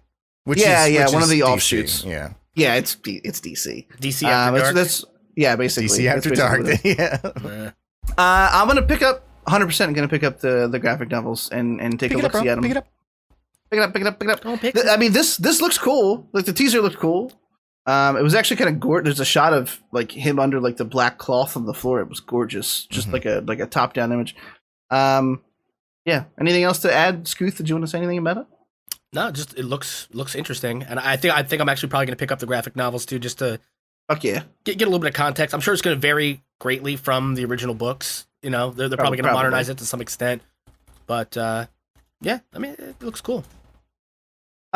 Because you're talking, would you like to talk about the next article for Train to Busan? Yeah. Busan? Yeah. I mean, there's an American remake. I'm not sure if it's been greenlit or if it's just being pitched. It's like in early development stages of Train to Busan. A movie that sets itself apart because of the differences culturally. I mean, the location, everything about it is charming because of how earnest and genuine it feels, right? Like, I've never seen a zombie movie like this until I saw this movie. I know it's not super popular with you guys. I don't think you guys liked it as much as I did. It was all right. I thought it had some silly moments in it, but it was okay. Yeah. It definitely has some standouts, right? Like, I mean, we could talk about zombie. We could talk about zombie logic. You know what I mean? About the fucking, can't see. Like, I remember we were talking about like them fighting them off with literally riot shields and shit. No one getting bit. Yeah. Plot armor, and things like that. And I get that, but the setting was really interesting to me, and I feel like nothing could be less interesting than seeing this movie remade in Hollywood. Because then it just becomes I don't know. It's on the same level as like when they try to do like a Death Note live action movie and they make it in the US. You know what I mean? Like this is Cowboy Bebop to me too. Like it's not like when you get it perfect the first time, you don't need to reimagine it or redo it. It's really all it comes down to. Yeah. The first movie, I'm not a huge fan of Peninsula, mostly because the driving was so over the top. I feel like I was watching a fucking Vin Diesel movie. Yeah. Yeah, like Paul Walker's glad he wasn't alive to see it. You know what I mean? Like, thank God. That's too much, I know. Oh no, rip. No, rip. But I mean, I found out that Paul Walker was dating a minor, so like I retroactively do not feel bad about all the Paul Walker jokes that I've made. Wait, when was he dating a minor? Did that happen, really? I don't know, at some point, or I think when he was like 20 years. No, when he was in his 20s, he knew like an 11-year-old that he then dated like when she turned 18, like one of those scenarios. So that feels weird. He was thinking about it, He was thinking about it for a while. Gross. Yeah. So what you're saying is if only Woody Allen had a Porsche, right? Yeah. Oh my Who got him? That was really good. You say Bugatti? Oh no! Yeah, like Bugatti. Yeah. No, we got it. No, we got it. Yeah, okay. No, it's just. I mean, it's. There's not really much you can say about it. I really hope this doesn't. I really hope this is just rumor mill bullshit. I hope it doesn't happen. Train to Busan, again, like what sets that movie apart is that it's at least for me, is that it was so different because of the cultural differences between us and I mean, it doesn't.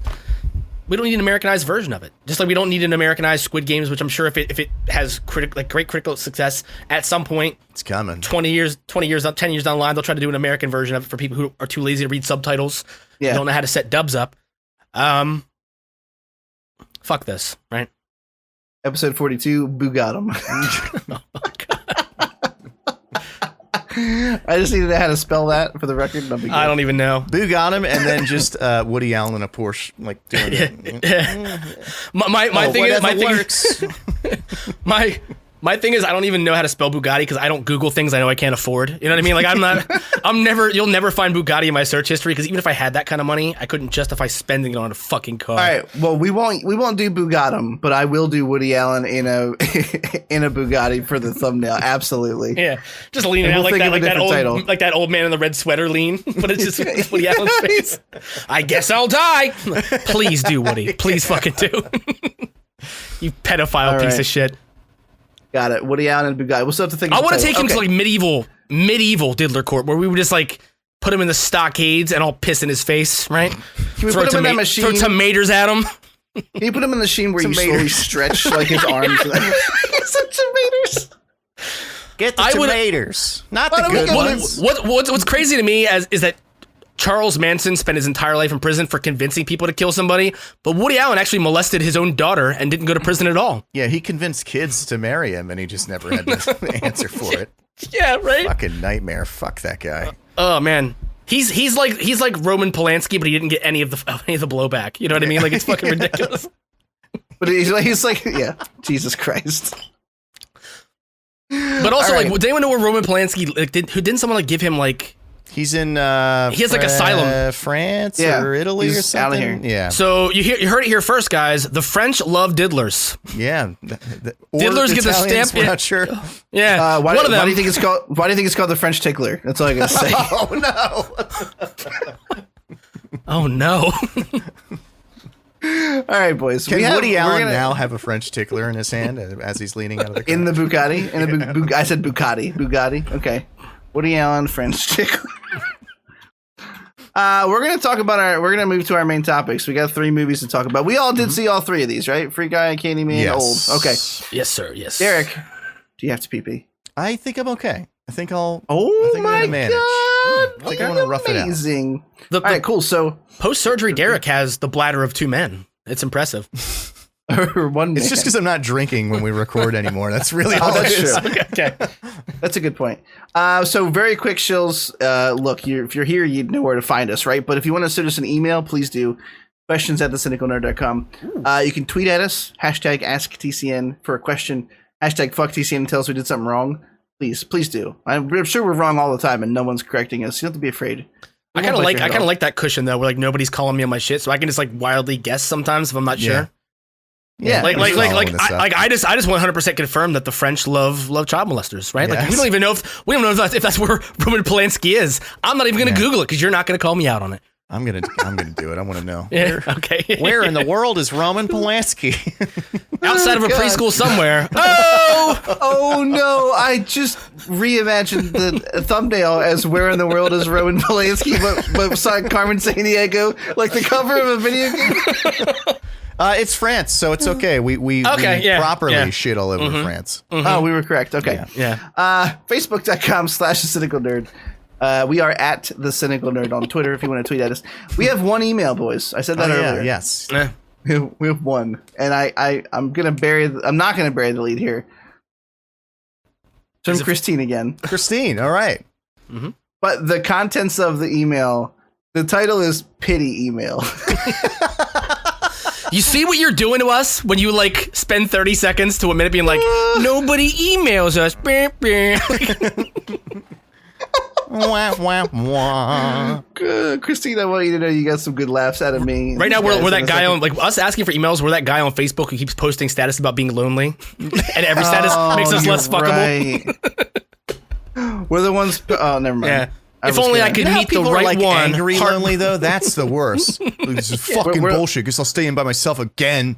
It's like, ooh. We're like the bartender begging women to come out to the bar that we work at. That's a pretty good one too. Well, no, let's be honest here. Usually it's someone pretty posting a shot of their cleavage, like, so bored, here till 2. And it's like, well, I have beer here though, and I'm not gonna suck those titties, so I don't care what they're doing. I don't care what they look like right now. I know they're not coming out of there, so I might as well not. I can make old fashions at home and then give myself an old fashioned at home. Got him. Christine writes. Sorry, Christine. Hey guys, in the event no one wrote for the 1-year episode, you'll have this one. Stop. That says absolutely nothing. Love you, Christine. Why would you read that? Because I fucking love it. We also owe her a $30 video game now, I think, because we said that if people wrote in, we would select them at random. Which one are we going to choose? I just loved how fucking sad it was. That was all that we got. I'm never asking for emails again. If you want to write in, you can. We'll talk about it. If not, that's okay. I'll be strong. That's the end. You know what I realized about this bobblehead? It's my face and head, but it's Chris's eyes. Just look. Oh, weird. I look over at Chris. Oh my God, you're right. It's 100%. If you guys fuck, that'd be your son. That'd be our baby boy. That's our secret, Scott. Already fucked. Okay, so we have 3 films to talk about. Do I do this 3? Or do I do this 3? Which one? Well, it depends. I did that earlier. You want to get into a Depends altercation with some Nazis? Yeah. Yeah, very, very true. I'm always down to get into an altercation with some Nazis, though. So I want to. True. I want to talk about Free Guy first because I have almost nothing to say about it, and the other 2 I have a decent amount to talk about. So we also have Free Guy with Ryan Reynolds. I'm not going to bury the lead. I saw. I'm sorry. Go ahead. I'm sorry. Take it. I can't believe she wrote an email that just said, like, I'm so sorry that no one writes you. Like she's even asked a fucking Nostradamus. She knew no one else was going to write us a fucking email and preemptively titled it Pity Email. Stone cold, Christine. Pretty hilarious. Yeah. Like honorary 4th. It's just hitting me in waves. Co-host. Of sadness, really. We all saw Free Guy, Ryan Reynolds. Scott, why don't you go first? How'd you feel about this film? It was dumb fun. That's it? Okay. Yeah. Now I'll go. It was just dumb, and I am mad that I watched it. Derek, go ahead. All right. I want to be totally clear about something. I don't want anyone to think that I'm like using hyperbole here. This is a completely genuine off the cuff what I'm saying. I mean this from the heart. I'm not going for like comedic effort here.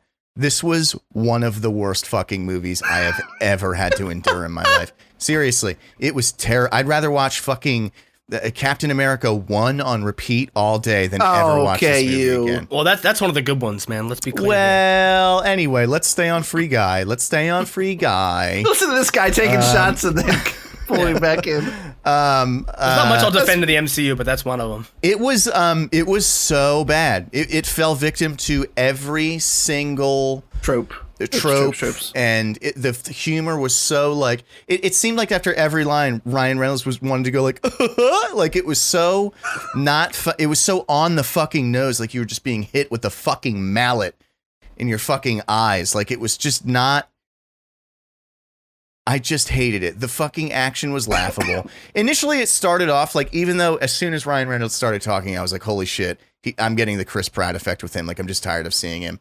But okay. You're stealing that. I was going to bring that up. Yeah. Like, it's just not good.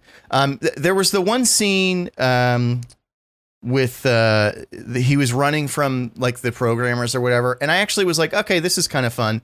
Nothing made me think that from then on. I couldn't believe every time I hit like pause to go to the bathroom how much time was left in this movie, because every fucking minute felt like 45 minutes. It took for dude, I was miserable. I hated everything about it. I will say this, here's the one weird thing about this movie.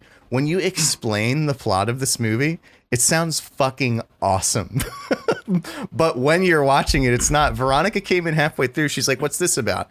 I'm like, oh, well, there's this chick and, there's this guy. He stole their tech. So they have to go into the game to get the tech back. Meanwhile, there's an NPC who's a part of her tech who, is basically a living AI, but he doesn't know it yet. And he's becoming more self-aware as time goes on. And I'm like, that sounds way cooler than it is, though. So, like, don't get your hopes up or anything. Dude, the fucking romance was so cheese. Like, everything. Oh, that's what killed me. I'm serious. It was in my bottom 5 movies I've ever seen. I hated this. Really? Movie. Yeah, straight up. Really? I'm not kidding. Like, I'm not. It's not for exaggeration. Like I said, no hyperbole. No, I believe you. This was one of the worst movies I've ever had to sit through. I hated it so much. And that's it. That's all I have to say. Fuck you, Ryan Reynolds. Like, people that I like that were in it, I like less now. Like, Taika Waititi was terrible in this fucking movie. Oh no, yeah, he was absolutely every instant he was on screen. My eyes were in hell. It was just terrible. I don't know what else to say. It was bad. I hated it. Never again. Jesus Christ. I need a break from Ryan Reynolds. Like, we're taking a break. So his eyes are really close together. So the one thing that you said that I was going to actually say, besides just saying didn't like it, was that I felt, I wouldn't say he's in Chris Pratt territory, but I was like, oh no, this feels like the beginning of I'm seeing too much Ryan Reynolds just play himself. And I was like, oh, he's just doing Ryan Reynolds right now. And he's a charming motherfucker, but he's done this same shtick in so many films at this point. Mm-hmm. There was some things that I'm not Derek level of hatred for this film. I don't know that many people could be. If it's like an art form, how much you hated this film. There were some things that I thought were kind of neat. There weren't a lot, and ultimately the reason that I didn't like it is that it's the weirdest thing. Like you said, the description of the plot sounds really unique, but then it's not. It's such a generic movie. Like, all the pieces of this are generic. And I get like it's a generic video game world, so you're like, oh, tongue in cheek, but it didn't work for me. And when I saw you, Scott, and someone else say that you had fun with it, I was like, I didn't go in with huge expectations, and somehow they were still let down. So that's all I gotta say. May I? For but a moment. You may. I'm not the ball doth sit in your court. Oh, if ever there was a John, 'twould be in my court. I loved a lot of the casting in this, though, to be honest with you. I love seeing Little Rel get like a big screen role where he's like prominent. You know what I mean? He's not the comedic relief best friend who's on screen for 5 minutes in Get Out anymore. You know what I mean? He's getting like real roles, and I think he's a real talent. I loved him on the Carmichael Show. He was one of the only likable things about the Carmichael Show, which is really just modern Cosby Show minus the molestation. It really is. Like, the Carmichael Show took every beat. It was heavily inspired by the Cosby Show. Lil Rel's incredible. Joe Keery, I love him on Stranger Things, and I like that he's branching out. For me, it was just like a whole lot of like, ooh, look at that. It was just like fan service to people who play video games the entire time. Seeing, I'm gonna butcher this name, and I'm so sorry. Seeing Utkarsh Ambudkar, the guy who played he was in Game Over Man, and he played like the rich billionaire's son, who was like, like a TikTok or YouTube star or some shit. Yeah, I love seeing him in this. I think he's incredibly funny in everything that I've seen him in, which now is literally just this Game Over Man. But I don't know, man. It was dumb, mindless fun. I'm not gonna pretend that it had a good story to tell, or that it even attempted to tell the story well. But I don't know. It reminded me of playing Grand Theft Auto, where like it's entertaining for 2 hours, but there's almost no substance to it. And that's what I expected going in. You know what I mean? I got a couple chuckles out of it. Couple chucks. Mm-hmm. All right, boys. Now I want to get to the things that I'm really excited to talk about. We're going to talk about... we're going to do Candyman or Old next? I feel like we should do Old next. That's just, I don't know Yeah, why. 'cause I just feel that in my heart. I think I know why you feel that way. So Old from M. Night Shyamalan released a couple weeks ago now at this point. That's Shama Yawn. M. Night Shyamalan. Mm-hmm. And I mean, I'm not going to... You've seen the trailer. And honestly, if you've seen the trailer, you've seen the most of the concept of this film. You just don't know who's behind it. Spoiler alert, it's not very interesting. The twist of this movie is that there's no interesting twist. Yeah, exactly. I will say there's one particular thing that happens in this movie that had me like agape and holy shit. I know what you're talking about. What it is and, too. well, Scott knows because Oh, no, you're talking about something else. Oh, okay. Well, interesting. Okay. Mm-hmm. I messaged Scott when I knew he was going to watch it, and I said, holy fucking shit, let me know when you get to this timestamp. And he got there, and we were both screaming and messenger chat at each other that we couldn't believe that it happened. And again, not to bury the lead here, full spoilers for Old.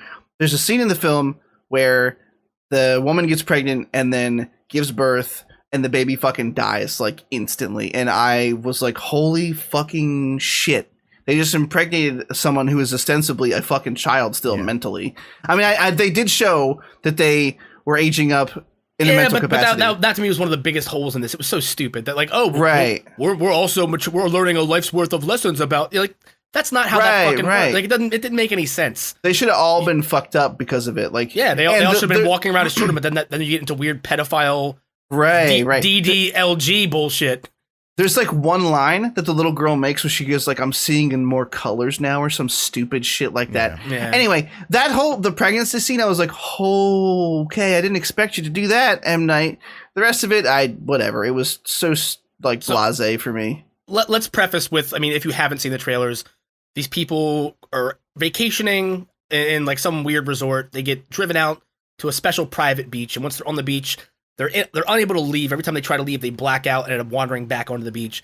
And they're aging very rapidly. Like I think it's something like every couple of hours or every half hour is like a year of their lives or something.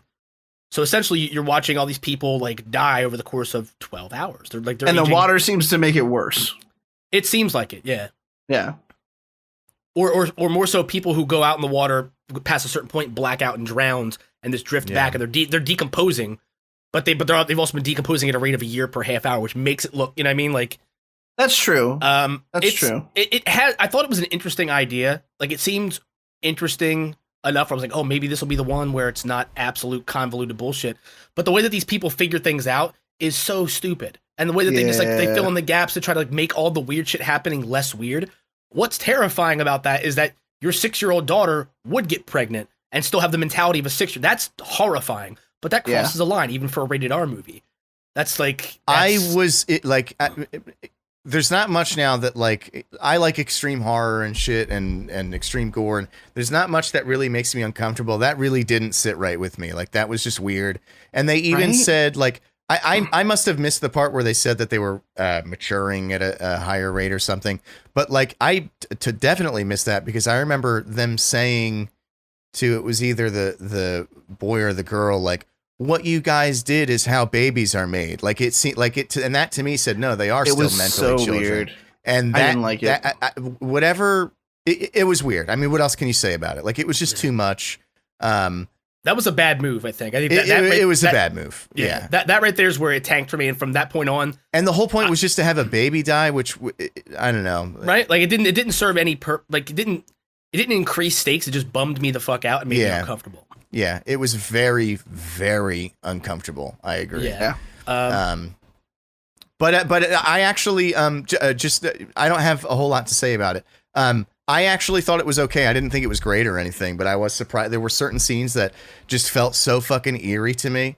The part with the lady in the cavern where she's flailing and like breaking her limbs. That like that was terrifying. They're healing instantly, like all misshapen. Oh god, dude. Even the guy with schizophrenia. I don't know if you guys know anybody with schizophrenia, but he kind of nailed that fucking how he was acting, like just pacing and like, oh, I've seen you in my neighborhood. You're here to steal my, like that was just really. If you've ever been around, I thought like it was like dementia or something, but I did think his whole like thing, how he's acting, was really well done. It was pretty cool. And so those things I think were done well. I thought it was cool how, although it happened when they were way too young, that one had gone deaf and the other had gone blind, and they were fighting him off like both stunted in a sense. Like that was a cool concept.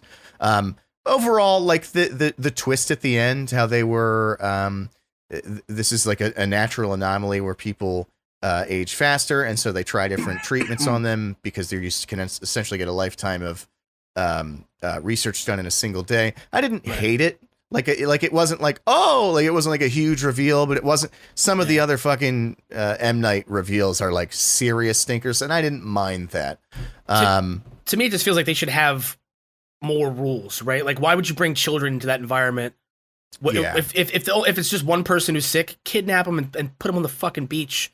You know what I mean? Like that's all. I mean, that's also still very clearly wrong. But how the fuck could you have that much collateral damage? And you know what I mean? Like it just felt stupid to me. It felt really dumb.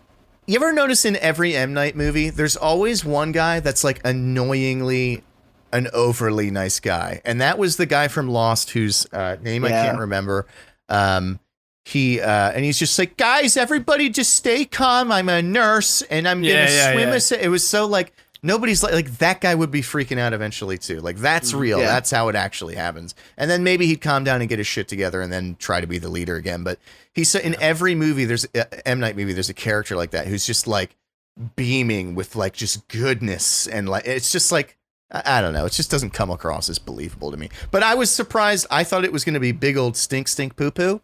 And I thought it was like, I'm going to say like just good, like not great, but it was good. I enjoyed the time. Like I said, there were some scenes that really had me unsettled. And I don't mean the child pregnancy one. That was a bad unsettled. There was like some good unsettling scenes that, for like a thriller or I don't think you could call it horror, but so yeah. Definitely not. No. I mean, I have a lot of thoughts on it, to be honest with you. I actually wrote down bullet points to talk shit on it because I didn't know if I'm going to keep it all. All right, I'm getting early pod vibes when we used to watch The Boys and I had notes written down. Yeah. Throwing it back. My synopsis was, Old is a poorly written PG-13 bloodbath that proves once and for all that M. Night is more interested in subverting expectations and racking up a body count than he is in telling interesting stories. Fair. The exposition is insulting. They do everything but look at the camera and tell you what's happening. Very true. That's very true. But also, like it's almost like he doesn't trust us to put things together at all on our own. And I know with some of his movies, it's such a fucking shit show that it bears repeating. Like, why the fuck would plants cause people to slit their wrists and crash their cars? Yeah. It's fucking ridiculous. But in this, do we have to watch the parents die on screen? Do we have to like watch them die? Like, couldn't they have passed during the night? And the next morning we see them, like certain things to me seem like they were like so spoon fed just so we can have more deaths. Like we got to watch the old people pass peacefully and they're like, you know what I mean? Like, yeah. That to me felt so poorly edited and it felt like it wasn't necessary. It ate up about 10 minutes of screen time. I understand that they need to have their final moments, but it could have faded. It could have faded to night and we could have seen the kids burying them the next morning and got the fuck on with it. Also, true. Like our bow on this is that they lost they're 55 years old and they're getting out now. Like that's our bow. Like, oh well, the cops are coming. Roll credits. Like that is not a conclusion. Yeah. Like the way you left that movie needed another 10 to 15 minutes of fucking explanation. Like we don't have any idea. Like these are children. They have nothing to go back to. They have no like what the fuck. There's no resolution here. And it just drives me absolutely insane because even in his biggest stinkers, we at least get finality. We get like some semblance of like, oh, well, things are different now because of this. Here's what it is. Even The Village, one of the shittiest M. Night twists of all time, one of the most predictable, transparent, lazy fucking shifts. Oh, the Adrian Brody waterhead got into the costumes. It was the villagers all along. Oh, by the way, it's 1998. Like, yeah. I feel like M. Night Shyamalan might as well just have like the final scene of this movie be him like looking directly at the camera and just spitting in it as if he's spitting in our faces. I fucking hate it so much. Fucking cunt. I don't think I ever told you guys this because we've never talked about The Village in any sort of detail. But no. I didn't hate it, but I also didn't really like it at all. But for some reason, and I have no idea why, the twist about it being in modern day, like when he fell over the fence and hit the road, and the ranger pulled up, it didn't shock me, like even in the slightest. For some reason, my brain just assumed it was being told in modern day. I have no fucking clue why. It was the weirdest fucking thing to me. Like everybody was like, "Oh, it's modern day. We thought it was like Pilgrim times," and I was like, "I don't know why." This is kind of like when you walked out of the Matrix Reloaded and you understood it in the first pass. It's sort of like kind of similar to that, you know? Yeah. Yeah, it is, Derek. No, but all right, like, boys. Yeah, I don't know. I could show The Village for another 25 minutes. Let's just. Yeah, I want to talk about Candyman. I am very excited to talk about Candyman. Okay. And I keep clapping my hands while I talk about Candyman. I'm kidding. I won't do that anymore. I'm so sorry. Candyman. Oh, no. So Wait, was that a fucking Nutty Professor thing you just did? Yes, it was. You're all welcome. I've been waiting for 42 episodes just to do that. I finally found my place to put it, and my evil plan has come to fruition. So we all watched the Candyman reboot. I guess it's a different take on this. It's kind of a mixture of both, right? Because like, I mean, it acknowledges the previous lore, right? But shits all over it, like a wet, runny, horrific shit. Oh, that's interesting. That I have a lot to say about this because it does a lot right, but it gets everything wrong at the exact same time. So I don't know if you want to start off. Interesting. So here's the thing. I've never seen the OG Candyman films. I never did. I know the premise of them. Mm-hmm. Obviously, most people do. I'm familiar with the actor who portrayed him originally, who makes a cameo in this film. Spoiler alert. Tony Todd. It's the boy. So therefore, I am not beholden to anything that they might have changed or corrupted from that last movie, and I really like this movie. I thought it was cool. I thought the changes to the origin story, the struggle, the introduction of like the struggle of African Americans in what essentially became like almost like a vengeful spirit for them, like almost like a twisted and like a positive thing for that community. By the end of this, I don't know. I liked it. I thought it felt unique to me in that way, and I thought that it was his. Yahya Abdul, his kind of descent into madness, I thought was really neat. I liked watching it. I don't have a lot else to say about it. I thought it was shot beautifully. There's a lot of cool scenes in it for me, and I enjoyed the hell out of it. I thought it was great. Not scary. Scoot told me it was not scary. He was right. It's not scary. Much in the same way that Midnight Mass is not scary, but I thought it was an interesting story, and I really enjoyed it. Yeah. It's the Chris review TM. Can I go before you, Scott? Because I feel like you have more to say than I do. Yeah. Definitely. So from a filmmaking perspective, this movie was really good. Like the editing and cinematography and just lighting, color palettes, costumes, acting, like all of that stuff was really A1 to me. Even the story, I think, started off really good, but it did lose my interest towards the end. It felt very rushed at the end. I didn't mind the changes, like into basically exactly like Candyman being this almost mantle to be taken up by this generation's, wronged person. I thought that was cool. I thought that it was really just the course of the movie was very unbelievable. I think he had this rotting flesh on his arm the whole movie that nobody said anything about. I don't mean to be pedantic, but it's like, that's really on the nose. Yes. Nobody was like, go to the ER. That drove me fucking crazy. Nobody drove him to the emergency room. What the fuck? And he's constantly around people the whole movie. And picking at it. And fucking picking at it in a 5-star restaurant. Like bleeding. Oh, that was disgusting. Ugh. And then like the other thing, the other really unbelievable thing to me, and a buddy from work brought this same point up, is that it like, was there anything less believable than you slowly slipping in, well, not slowly, actually pretty slippery slope into madness, and your wife/girlfriend not saying fucking anything about it? Like she would just go, I don't know what's up with you lately, and then like that was it. Like that was the end of it. Like if it was me acting like that, Veronica would be like, yo, hey, like what's going on with you? Talk to me. Like stop speaking in these vague sentences where you're trailing off. Like what the fuck is going on? Yeah, Are you staring into a mirror in the middle of the night? Yeah, are you on drugs, or like, are you shooting heroin into your hand or something? Like, that just seems so weird because they were around each other so much. Yeah. And then towards the end, they did the thing where they got in the argument, so they, but still, like, the whole rest of the movie, it's like, that just came across so, like, the fact that she's not seeing his arm, she sees his behavior and acknowledges it, but just doesn't do anything about it. It was like, I don't know, it was just goofy to me. The other thing is, the third act felt really rushed to me, like that scene in the church. I don't know if I just stopped, like, had a lapse. No, you're 100% right. All of a sudden, I was like, wait, what? Wait, we're here? Like, this is what is happening right now? It felt so like, that's what's happening.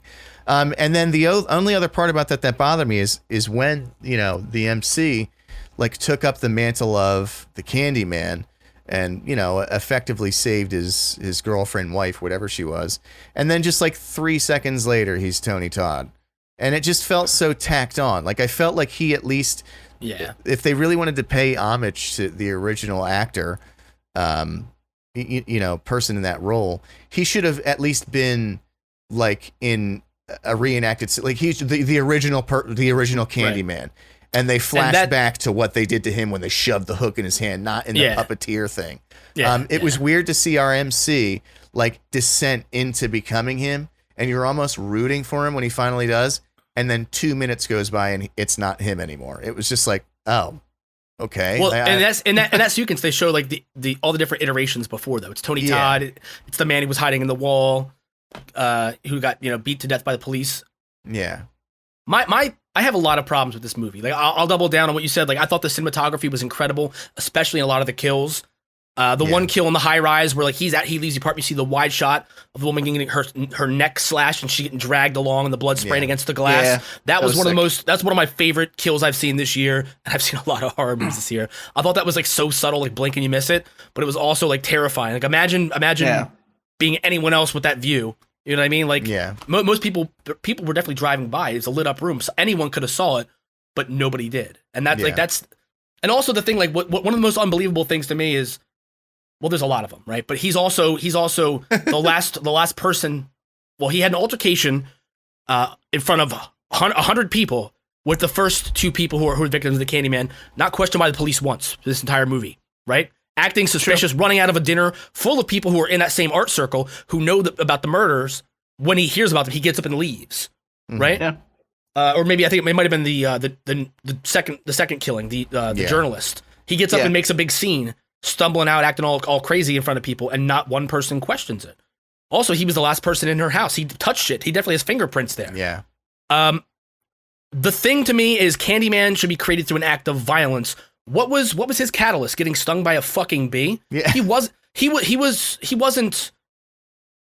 a victim in this movie. He was one of the gentrifiers. And like the one person even calls him out, like, oh, like what you guys did? Like you guys moved back into this poor neighborhood?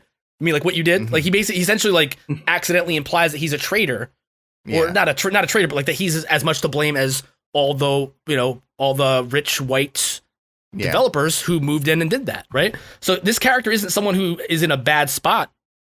He's part of like a weird privileged hipster art scene. Yeah. Right. So his transformation made almost no sense to me.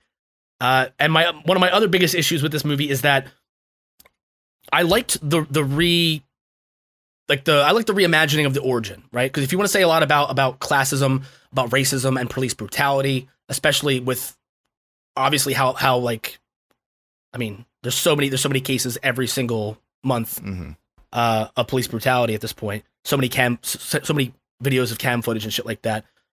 Why would you tell all the worst parts of the story through shadow puppets? I know. The worst part to me is, and I'm not saying that I want to watch a black man get beat to death by the police, but by not showing us in the same like visceral violence that they showed us in the original with him getting his fucking hand sewn off. You don't feel the pain. Like you're not there. You don't go like, oh God, that was a horror. It's just a puppet. It looks to me like it's a fucking Tim Burton animated film at certain parts of it.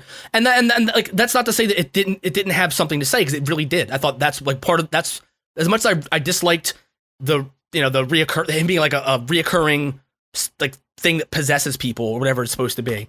I didn't like that, but I liked the new story. But they should have shown this innocent man they should have shown us something that would make it horrifying to watch. You know what I mean? Like that should have been as horrifying as any of the other kills in the film, and they cut away. And you hear sound effects, and you see the young boy's face, the boy who was eventually becomes, the catalyst for this new. But also, what the fuck was up with that? Why did you just saw a man's hand off and put a hook? What the fuck? What did like that like this movie just skips story beats, and it doesn't fill in the blanks. It just raises more questions. I'm glad that wasn't just me, because when we got to that church scene, I was like, did I fall asleep or something? Like, it felt so like, what the fuck? Like, this is what we're doing now? Yeah, like, it felt so rushed. You knew this guy was becoming the Candyman the whole time. Yeah, but also, like, again, there's no... He painted a picture, so he's like, what? He didn't even say the Candyman's name 5 times throughout the entire fucking movie. Yeah. Not like he says it 3 times to his girlfriend. She gets all wigged out, and that's literally the only time you know what I mean? Like, it doesn't make any sense to me. I would say that I haven't changed my opinion. Like, I actually really enjoyed the film, but all the points you're bringing up are completely valid. I mean, those are things that I, for whatever reason, was just okay with. I just gave them a pass. I don't know. I had a good time with it. Genuinely. This would have worked as a Candyman origin story if he had been pursued by the police as being connected to these killings that were done by the old Candyman. If the old Candyman was like setting him up to like take his place, I could get that. Like having it be like a passing of the mantle, like a lineage kind of thing. I would fuck with that. That would be cool. But the fact that like we have this character who's closely like he's literally at the murder scenes within like, I don't know, like a half hour or so of one of the bodies being found, and nothing happens. He doesn't get questioned. He doesn't get like he could have been hunted down by the police, killed, and then became the Candyman as a result of it. Yeah. You know what I mean? Like like there's so many better ways they could have told the story they wanted to tell. I think it has a lot of really cool kills, great cinematography. I was going to bring that up. The whole last 3 minutes. Yeah. Some of these kills were really like fantastic. And I'm not one, like we've talked about it before, but Scott's kind of like our podcast horror aficionado, who's really into that genre specifically. But like a lot of these kills, I was like, oh, that was a good kill. Like as someone who doesn't rate horror movie kills all that often, there's even the early art gallery scene. That was my favorite one. You see him like cut the Achilles tendon and shit, and like the bone breaks from being dragged by the hook. When he lets go of the door and his head hits the ground and blood just splats out. Yeah, dude. One of my favorite parts that's it's subtle, but it's not really subtle, but it's a little. He slices her throat, and he's holding her because he was trying to fuck. Yeah. And he goes, what? He's like, oh, is this real? And her head goes to flop back, and you see it like that, and he like catches it and pulls it forward, and it's such a gross fucking movement of like her head like that. Like I can't, you know what I'm talking about? Like there's like a pull away shot of him like, is this real? And he pulls her, and her head just kind of like bleh. It felt disgusting. So for all you people not understanding what the noise I'm making, just look at the video and you can see me go bleh, and that's what I mean. I thought the kills were top notch. I thought they had a lot of really cool. The bathroom scene, which was in the trailer, still was really fun. Like I wish we would have seen more through that. I agree. I understand why they didn't, because I mean they're children, right? Yeah, brutalizing kids. I mean they're shitty little children picking on somebody. What are we, Woody Allen over here? We don't want more of that. No. Sorry, I had to get my shots in. He doesn't hook them. He just screws them. Get it right. Or we could say it takes him a long time to hook them. I don't know, Yeah, he's been reeling that one in for about 17 years. Am I right? Well, I don't know how old Soo Yun was when they adopted her, but I'm going to assume that she was very young. She was, like single digits. Not okay. All right. Any other final thoughts on Candyman before we're going to wrap this boy up? We're actually running pretty long. We're running the old school times on this bad boy. I would like to clarify, I'm not trying to shit on Candyman. I'm not trying to tell an African-American writer or director how to express what they want to express. And I realize that it probably sounds like I am. And if that's what you got from that, I'm very sorry. I just always really loved the Candyman movies growing up. And it's more an issue of not the message. I think the message was very clear and very, well received. I just feel like some of the narrative beats didn't hit in a way that really made it as strong as it could have been. And I think Candyman's a great franchise. And I think my biggest issue is I'm afraid that because of how jumbled this one was, we're not going to see it become a franchise again. This is going to be like a one-off, a one and done. And had they maybe told a slightly tighter narrative, it could have been the beginning of a new a franchise reboot that would stick around for the next 5, 10, 15 years. Who knows? I'm actually curious how it's doing, because I was going to say one of the boons of this might be that despite it being a little disappointing for people, like hopefully we might get a sequel out of it that's better, but I'm not sure how it's doing, to be honest with you. I see a lot of mixed reviews for it, like all over. It's really 50-50. There'll be people going, "Oh, it's great," and people going, "Well, yeah, but it's kind of sucks though." I mean, it's a good origin story, but it just tells 4 origin stories, right? So like it doesn't. They explain who the lady was, but they never, it's just there's a lot of confusion because a lot of the most impactful scenes are told through shadow puppets, which was an interesting choice, but I don't think it serves the narrative. I think it just confused me because I was like, who's that? Who's that puppet? Who's that? Like, I mean, it gets jumped. Yeah. All right, boys, we're gonna wrap this bad boy up. Do we have? This has been episode 42. We have been with you guys for over a year at this point, and I just want to say, you're supposed to say you appreciate all the emails that we get. I just want to say that I'm very happy to be here at the Cynical Nerd Glory Hole. And I hope that Derek gives as good a head as I think he will. Yeah, thanks for being here, Tim. Appreciate it.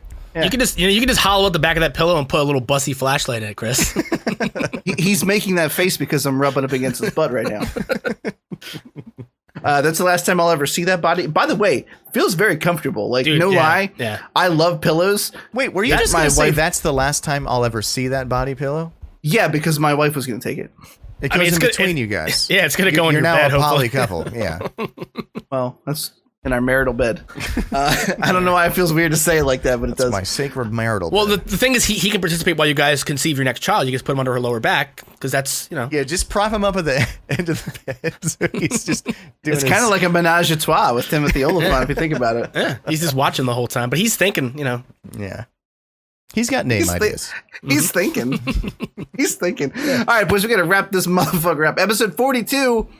Been a big one. If you conceive your second son on that pillow, can we get it in writing that you'll name him Tim? Yeah. No, yes. I want Timothy Oly-Phun. I want the whole thing. He cannot have your last name. If we have that's out the window now. So promise me. I don't know. I can't make those promises. This is a back to reality conversation. If we have a second boy, Samantha wants to name him Archer, which I actually think is kind of a cool name. That is a nice name. I'm cool with that. All right, we're gonna go. Derek, where can everybody find you at? I saw you were streaming It Takes Two. I'm spoiling that before you get to say it. I was. You can find me on Twitch and Twitter at Dr. Gloom, MD, DRG, LOO, in all seriousness, I am trying to get back into streaming more. I got some new tech. I switched over to OBS, and I just don't have a steady schedule yet because I have midterms coming up. I'm trying to get through that before I actually can devote myself to this night or that night every week. But when I have free time, I will be on. It has been fun, and I want to keep doing it. So that's that. Very fun. Skooth, where can everybody find you at? You can find me on Twitch and Twitter. Twitch TV /Swearwolf. That's SWEARWOLFE. Very nice. Twitch and Twitter for me, TCN Plays. I haven't been on in a while because of the Red Death TM. We've been passing it around the house with the kid. But I feel pretty good now. A little like I said, a little dry cough left. Can we get a Timmy cam on your next stream? Just a hard cut to Timothy Olyphant's reaction face every time you do something cool. It'll just be his face. I might try and prop him up right here, just so it's uncomfortable, the whole stream. He's watching you. Do this, Chris. Yeah, I will more than likely be live tomorrow night with Back for Blood because I'm very excited for that game to be out. So can I recommend that you also do Oly-Phun facts?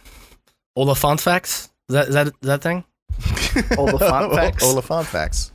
It's like Oly-Phun but fun facts. Right. Just random Timmy trivia, Yeah, text 9901 2877 to subscribe to Oly-Phun facts. Oly-Phun facts. I like that. All right, boys. It's been great. I missed you, and I'm glad that you were here with me this evening. That feels like a weird Mr. Rogers exit, but I'll see you guys next time. I'm not stopping until you say bye. Oh, okay. I just picture like for some reason like Mr. Rogers like, won't you be my neighbor? But like he's like hanging out just chilling, right? But like Woody Allen's in the background. You see someone chasing him out with a broom, like, get out of here. Yeah, you give us a bad place. name. Sacred place. All right, The crazy thing is like Mr. Rogers is your neighbor, but also Woody Allen's your neighbor. But you didn't know all about him until you checked the map. You know what I mean? Oh, no. Don't sully Mr. Rogers' name. This neighborhood's got measles, y'all.